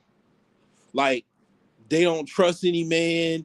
They don't give a fuck about any man. They just almost done with men, you know, just they don't give a fuck. They not impressed by anything you really say, to be honest. Like they'll be quick to block you, quick to hang the phone up on you, stop talking to you, any, thing you say or any notion that they have in their, worm infested brain. Like it's just, yeah, like, you know, you would think that they would be the easiest to deal with because of the proximity of age, but nah, like they the hardest to deal with actually. And then here's, just think about it, right? Literally hard, right? Like imagine a woman is like your age. Okay, I'm 45. Imagine a woman is 45 playing hard to get with the pussy. Ma'am, you've been fucking since 1995. Why the fuck are you trying to play hard to get with me 30 years later?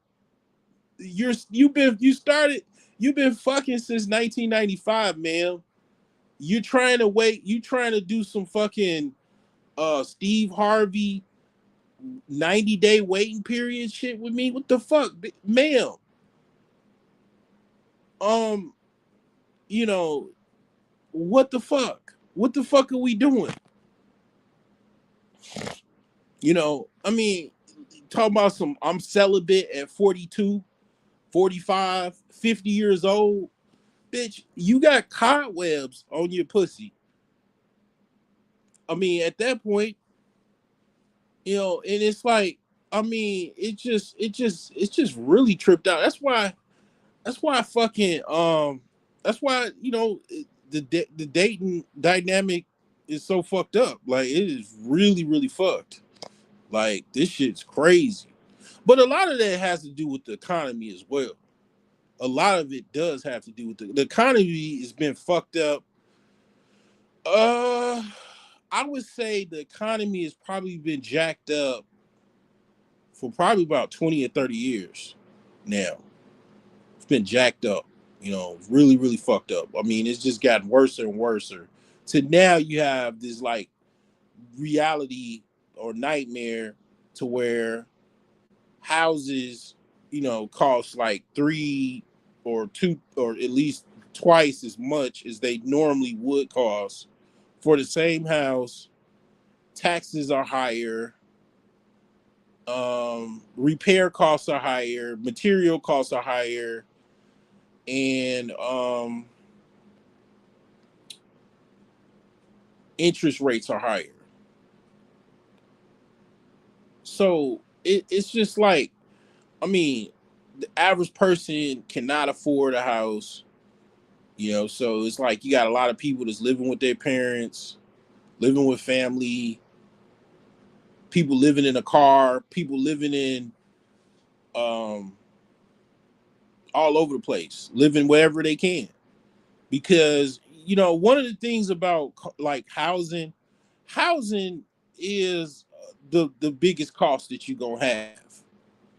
People most people work for just housing costs. To be honest, perfect. But basically, most people they go to work, they work for housing costs. If I wanted to be on some IRL stuff and go outside tomorrow, I'd have to take a day off work, or maybe not. Just catch people while they coming home from work and just do a survey. Do you, for yes or no? Do you primarily work for housing costs? Yes or no? I would say most people is gonna say yes. It's astoundingly yes, because that's what everything else is pretty much. You really, and that's the whole thing with what I was saying. Like as far as you don't have to have all these credit cards and all. I mean, especially credit card debt, um, or car loans and all that. Like, I mean, basically, if you was to be able to avoid student loans and definitely avoid car loans because you don't need a car loan, you can just buy a used car for about 5 grand, save about 5 grand, buy a used car. Clothes is not necessarily shouldn't be an issue. um Food costs are higher, yes, it is a point, but really food, okay, if you really give a shit about it, about food costs. Okay, grow some food in the garden. Even if you're in an apartment, go get you some fucking um. They sell. Go to the hardware store and you buy these what do they call them, buckets. Yeah, you just start growing. You could grow an apartment. You could put some dirt in a bucket and then you could grow whatever you want. You could actually grow an apartment if you really give a shit about. If you don't give about food, if you ain't willing to grow a garden or some shit, shut the fuck up. Go if you really give a shit about food prices. Go if you got a house, go get you a garden, and then go get you a fucking chicken coop. And or if you don't, shut the fuck up. I don't want to hear you talking about no goddamn food, girls. Go to the fucking food pantry. If you give like yeah, you go to the food pantry or start growing a farm or shut the fuck up. It's expensive, but compared to housing costs, it's not that fucking expensive. A lot of people just go overboard. They want to order DoorDash every day, twice a day, three times a day. They want to they want a brand new car, so they go get a car loan with a car payment, and full coverage insurance. And it's like yeah, and high price ass mortgage, and then they broke. Basically, you know um because they have poor financial skills. Basically, I mean, you really don't have to get none of that shit. You can very much budget all of these things to manage your budget. I mean, housing, you do the best you can with that. All you should have is just a mortgage. Basically, that's what I'm saying. Everything else is just everything else. You don't have to get no loan for. I hope you're not getting a loan for groceries. But the thing is that or DoorDash. I remember when I was doing DoorDash, they was talking about how Klarna just got approved with DoorDash, so they was showing how much it would be to finance a Chipotle order. Four payments of $5.25 or some shit like that. I don't, and I was like, man, motherfuckers is fucking using Klarna for DoorDash. This is crazy. If that doesn't tell you the economy's fucked up, I don't know what else to tell you.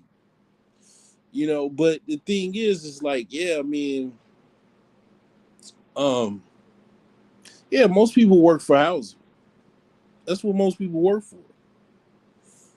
So it's like if knowing all of this, you would think people will focus on housing, but they don't.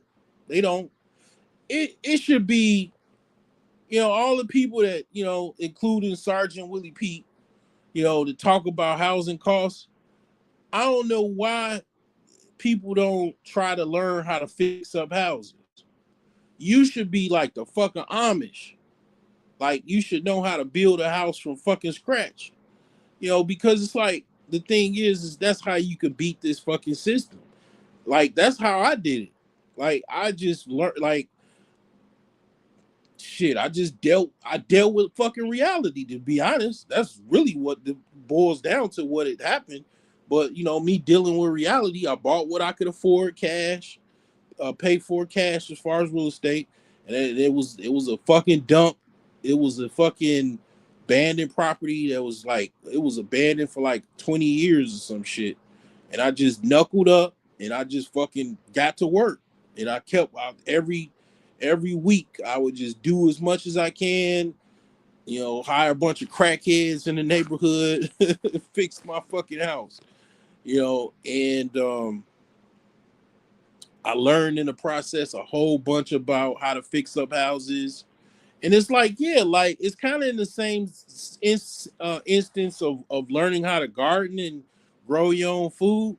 Like I don't know why nobody should like be trying to be an apprentice just for the benefit of learning how to fix up houses. Like just going to go be an apprentice from a construction company, just like as a hobby, like on the weekends, so you can just learn how to fix up houses. Because if you learn how to fix up houses, you'll buy properties that nobody else want, and it'll be dirt cheap, and you'll be basically circumventing the system. That's basically what I'm saying.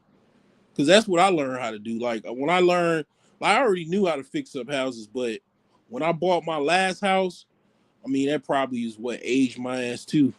But got all these fucking gray hairs. But beside the point, like I learned how to fucking fix up houses, like regardless. Like, you know what I'm saying? I learned how to actually fix these houses up to the point where, you know, it's places where you could buy a house that's abandoned property for like, you know, 5 bands, you know, $15,000, and you just fix the shit up, fix it up yourself. You know, you go room by room by room by room.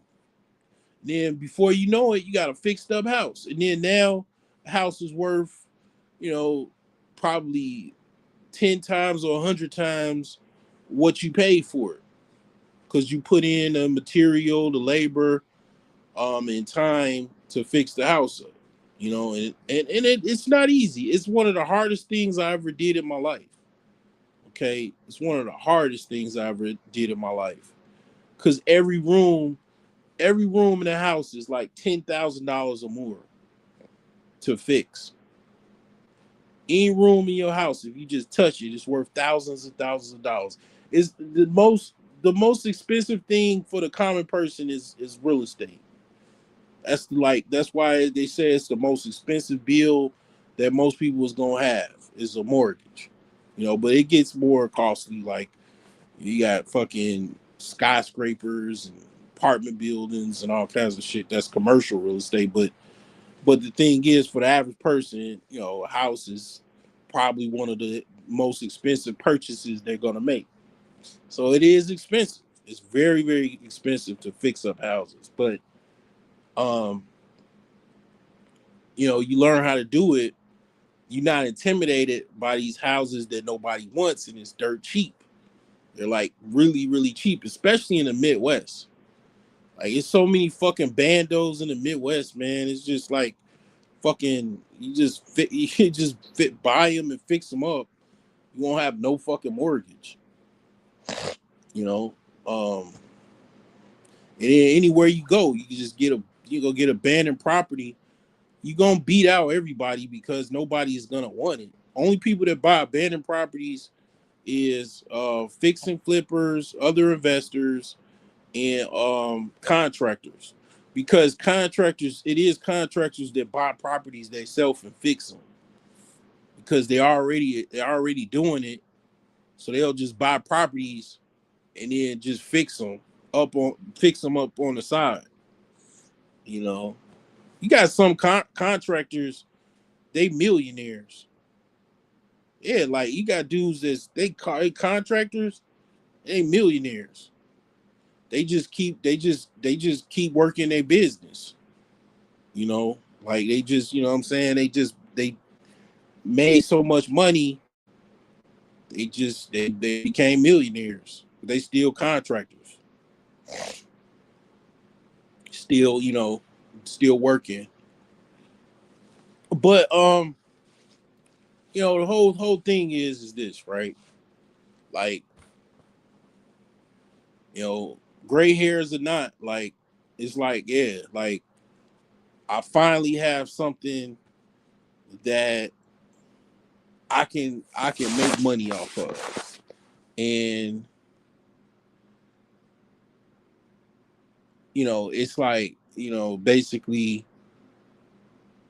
I don't have to worry about clocking in nowhere or showing up on, you know, to some office building or warehouse or wherever and go do something and put my time and energy and all of that into, you know, doing this particular task or series of tasks, you know, and I could just basically extract money on a day-to-day basis, you know, and it's basically what the wealthy hedge funds do on a macro level. Like it's just I have to build myself up to that point. Like they don't open this shit up. Like basically, like they might fucking close this shit back down because they hear about motherfuckers like me making money or trying to make money.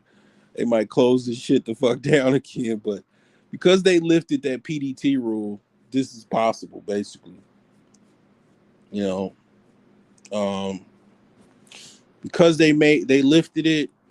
This is only possible because of them lifting the PDT rule. I wouldn't be able, like I would. That was one of the major hurdles of me actually doing it years ago. Anyway, but it wasn't the only hurdle, but it was a hurdle nonetheless.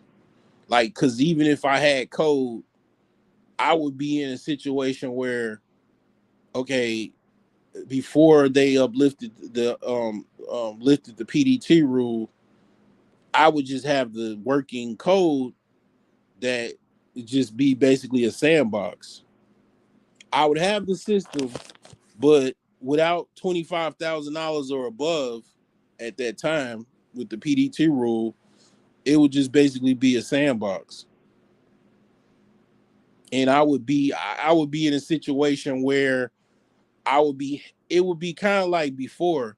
I would be heavily dependent on basically a HNI,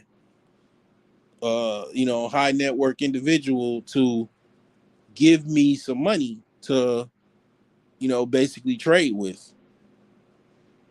And I'm not saying that's a bad thing. I mean, some people that's how they started off. I mean, it's a lot of people that's how they, kind of took off, but or they came up with their own money. Because I believe if I put my heart into anything, like I can come up with it. Like if I wanted to come up with $25,000, I mean, I think I could have, but if I needed to, if it was like life or death, like I'll come up with it. Like it'll take me a while or whatever, but I'll come up with it. But the thing is I didn't have it at the time or whatever, right? So the thing is it would have just been a sandbox anyway. So them uplifting the PDT rule allowed me to go from sandbox to live. And it's like, I mean, it's a good thing in a sense that I don't I don't have to wait. I don't have to like beg anybody to give me anything really. Like because it's already going.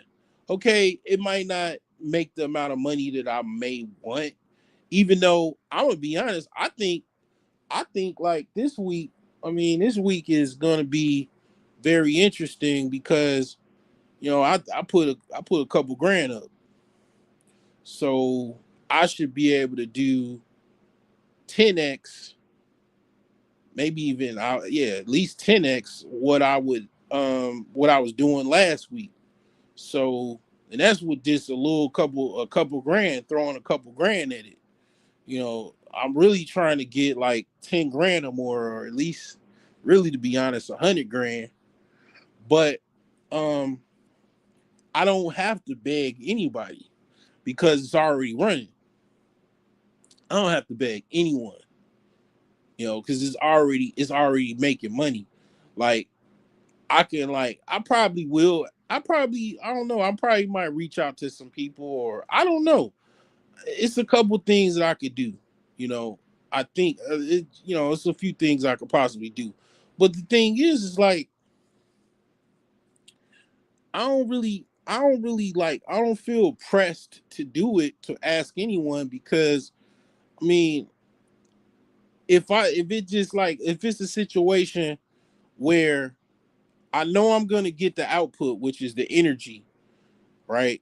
I just have to find a bunch of coal. I have to like dig some coal and then feed this, furnace, and then it's gonna output this energy that I can use or that I need, that it's a positive energy or whatever, right? Well, I just fucking hump some coal in it. Just keep humping coal. Like if I gotta fucking see, here's the thing, right? I haven't been doing DoorDash or roadie for like a year. I was like, this is kind of, it's just kind of like, it's kind of grunt work. It's kind of really demoralizing to do DoorDash, to be honest. Especially being older, because I ain't gonna lie, it just me personally. It being an older man, like I would say 30 plus, doing DoorDash, it's really like not an accomplishment, obviously. And it is kind of like it just makes you feel like a loser, to be honest. I'm gonna be perfectly honest.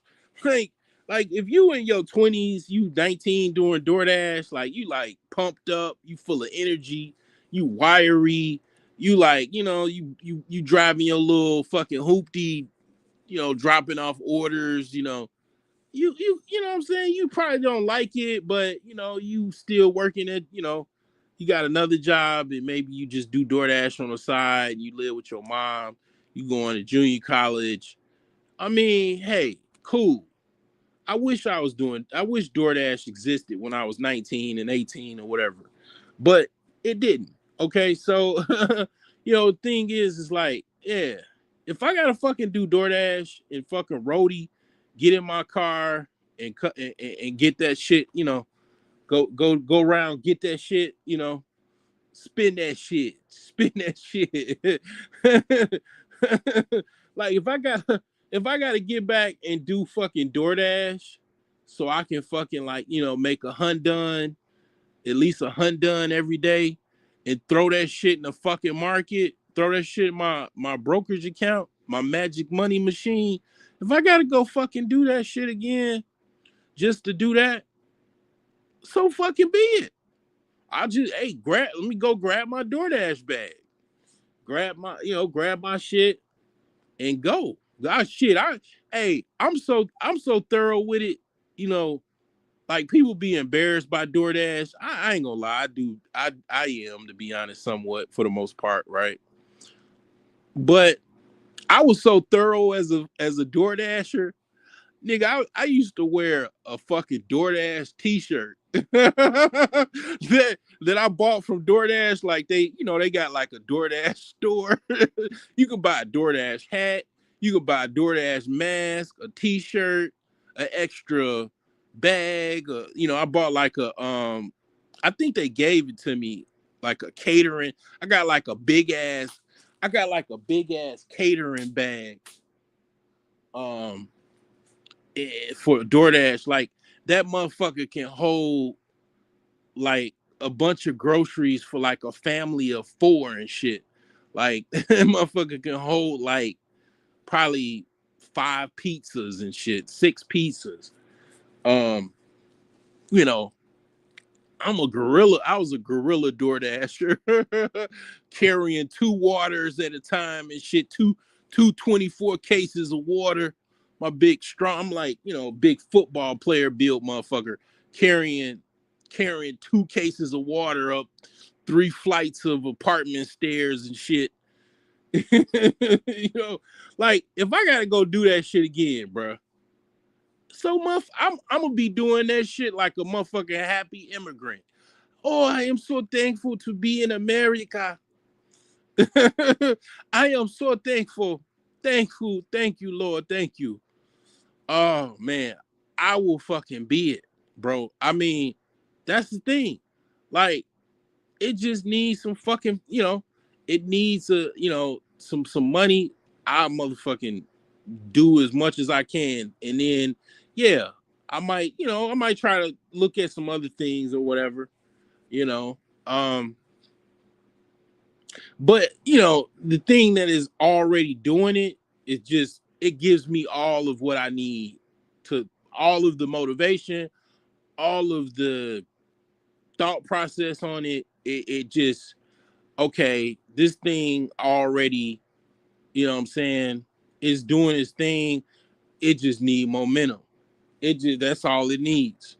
Like it's retarded proof. Like it just needs fucking money. That's all. You know what I'm saying? Like so I'm it's like a fucking.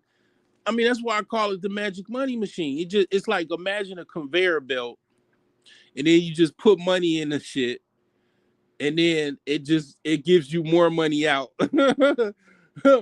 You know what I'm saying? Like, I mean, it just doesn't get any fucking better, man. I mean, I mean, just imagine you put $100 in the conveyor belt, and then that motherfucker gonna give you back your $100 plus $10. You like, what the fuck? What the hell?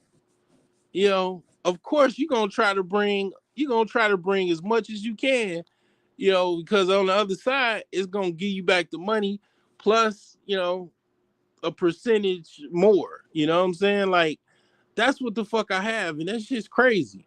It took me to be damn near an old man to finally, have some type of situation like this, man.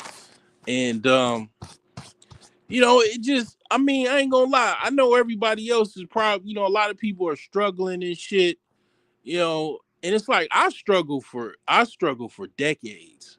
Like, I mean, I'm just, man, I was struggling when I was a kid. Like, me and my parents, man, didn't start really making no money till like the late 80s, early 90s, really. Like, you know what I'm saying? Like, shit, man, I mean, I came through struggle. Like, I mean, like, so, you know, shit. I don't know, man. I mean, like, I definitely, I don't know, man. I mean, it's just kind of bittersweet. Like, like, let's just say this is the one. Like, I did my big one, right?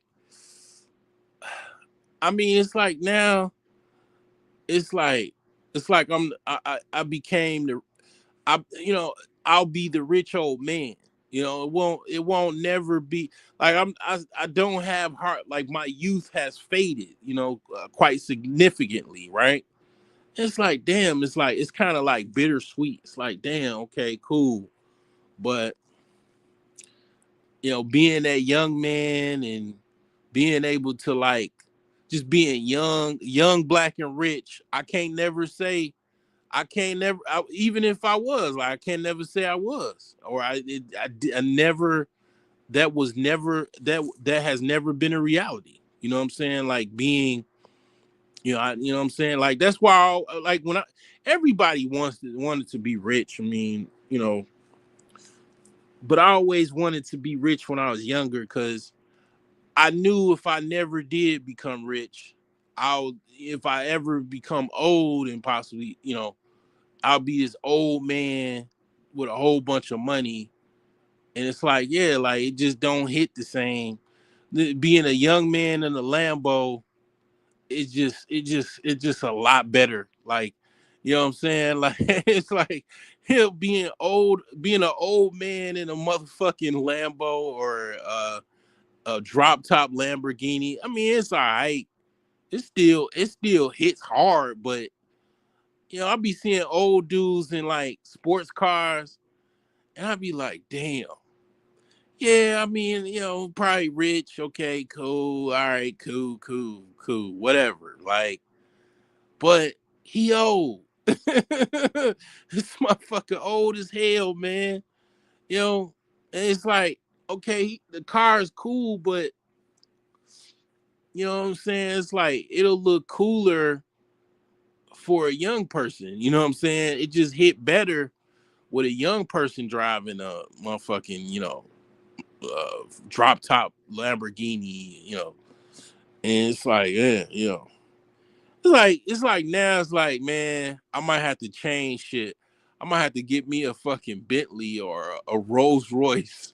I'm, a, if these gray hairs don't go away, I'm just gonna have to get me a Bentley or a Rolls Royce or something shit. You know what I'm saying? Like, um, get me a, I'll get me a Mercedes Maybach. Oh man, but I mean, hey man, hey, it is what it is, man. I mean, um, kind of feels like I crossed the Rubicon and shit, like, oh man, but anyways, man, I'm gonna get off of here. You know, I've uh I've said what I said. And I don't really. I'm gonna be honest. Like, I don't really know how to get a hold of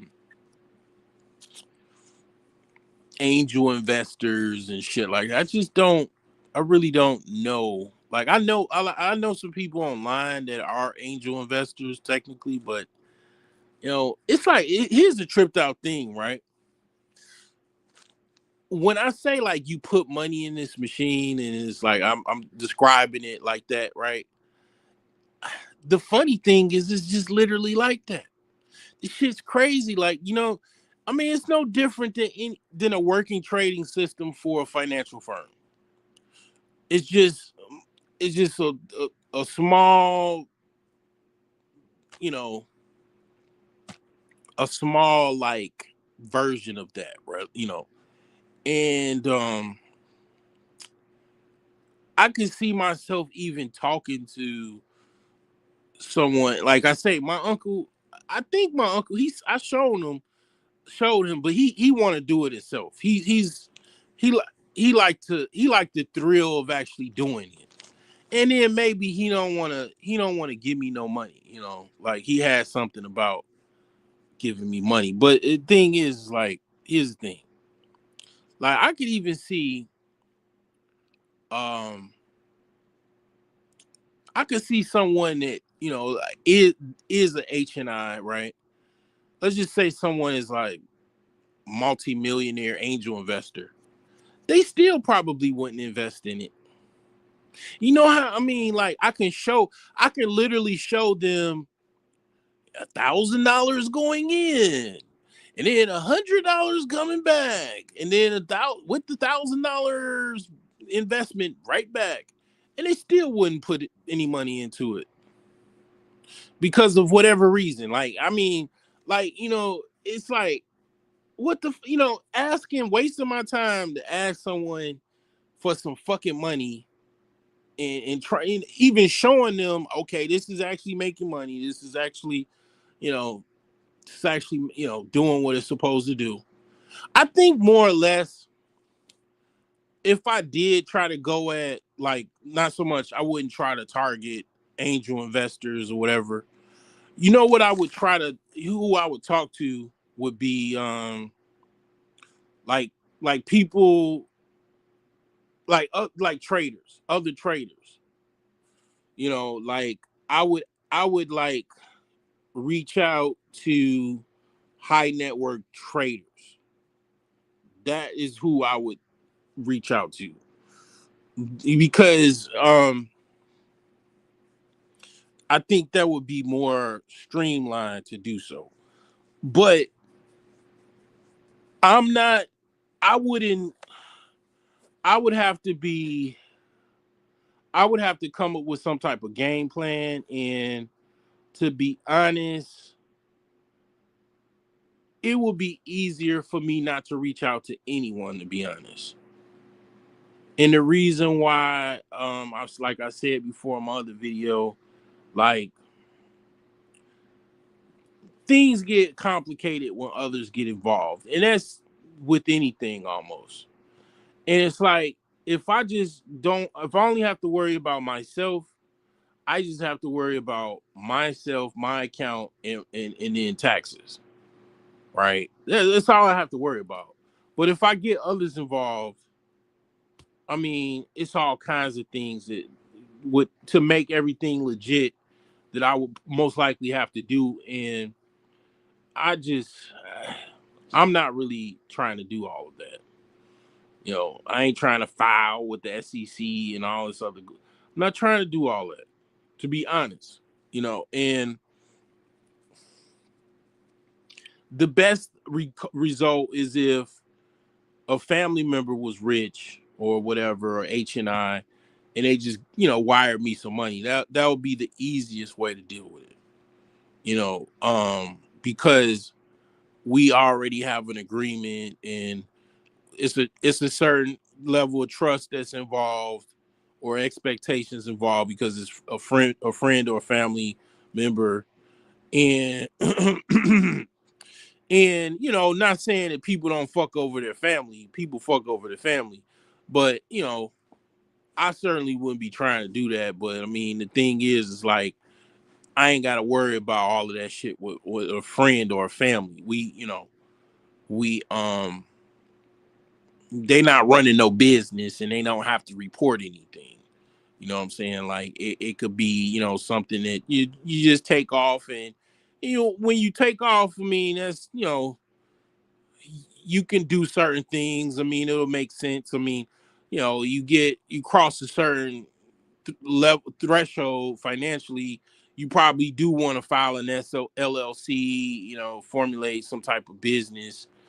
Um, Maybe even come up with the new name. Obviously, you would have to do that with the LLC, and then maybe you can get you an office, start a family office, and then a formal family office, and then you can you could take on um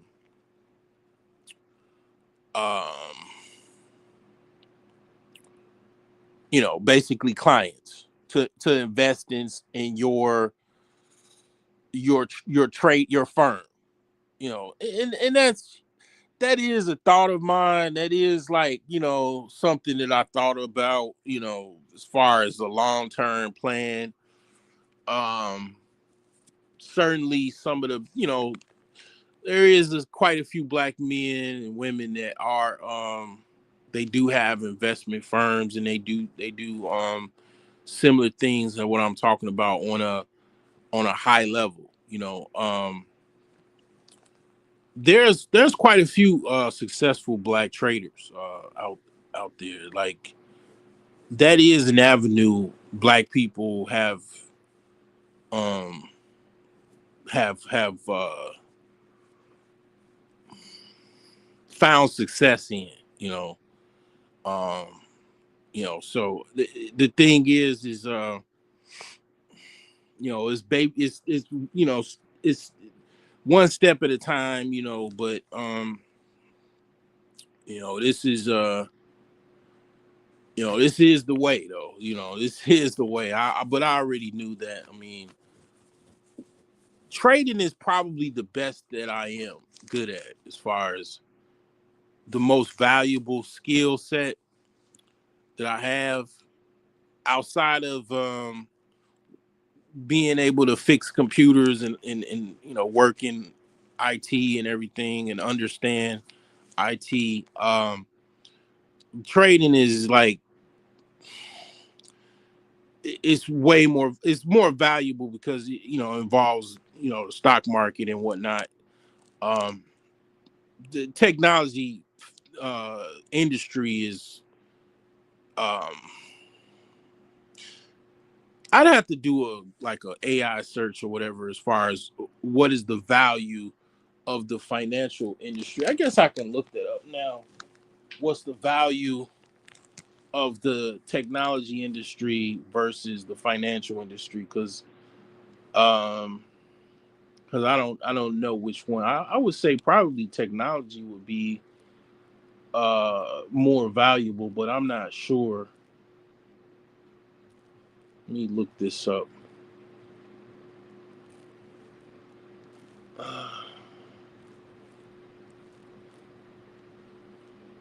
Uh,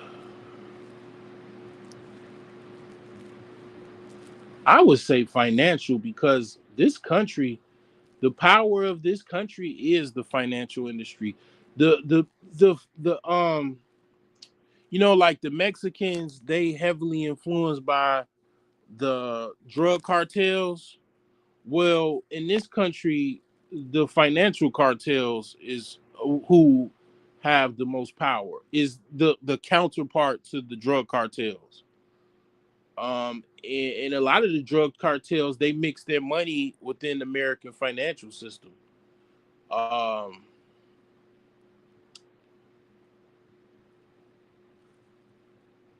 so I would say the financial industry, but let's see.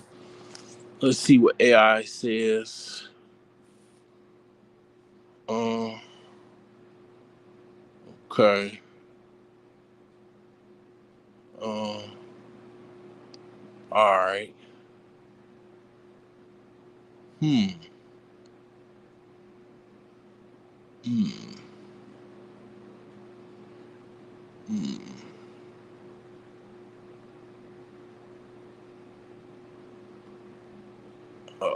Let's see here.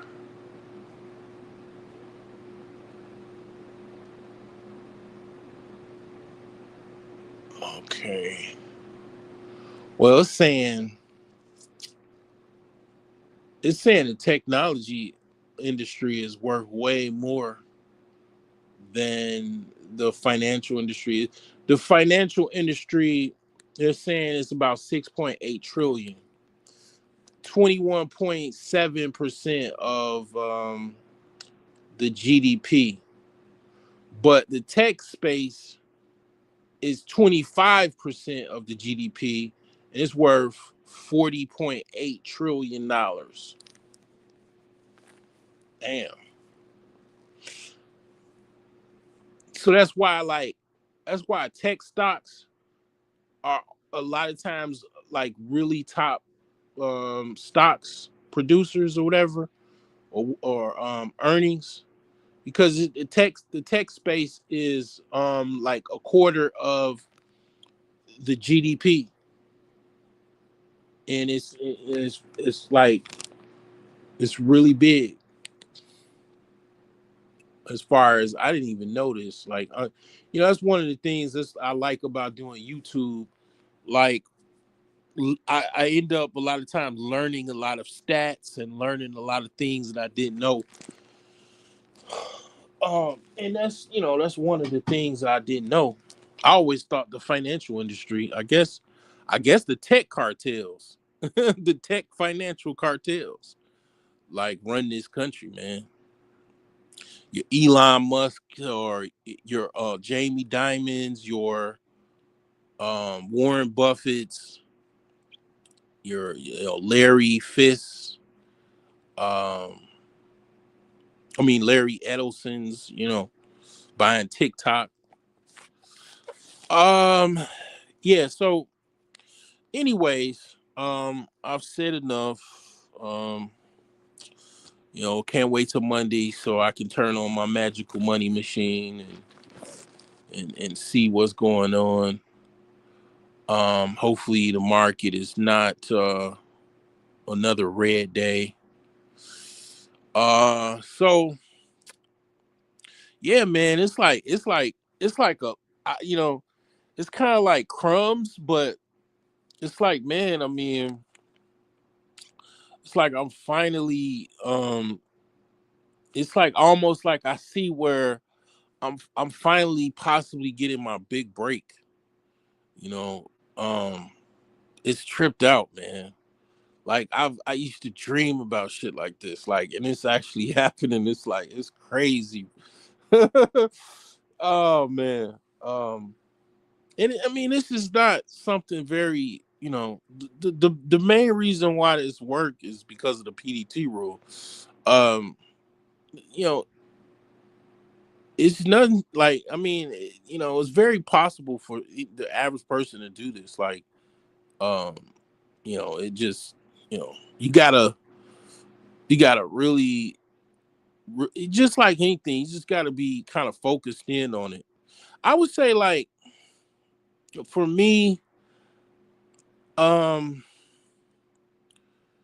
I'm trying to pinpoint when I started this because I know exactly when. Um, because I think I want to say I've been at this for about 5 years, for sure, about 5 years. Yeah, because I think this started. It started around like 2020. I want to say 2020.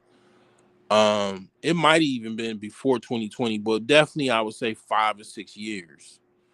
So if you like, kind of try, I think if you commit 5 years to anything, you probably come out with something.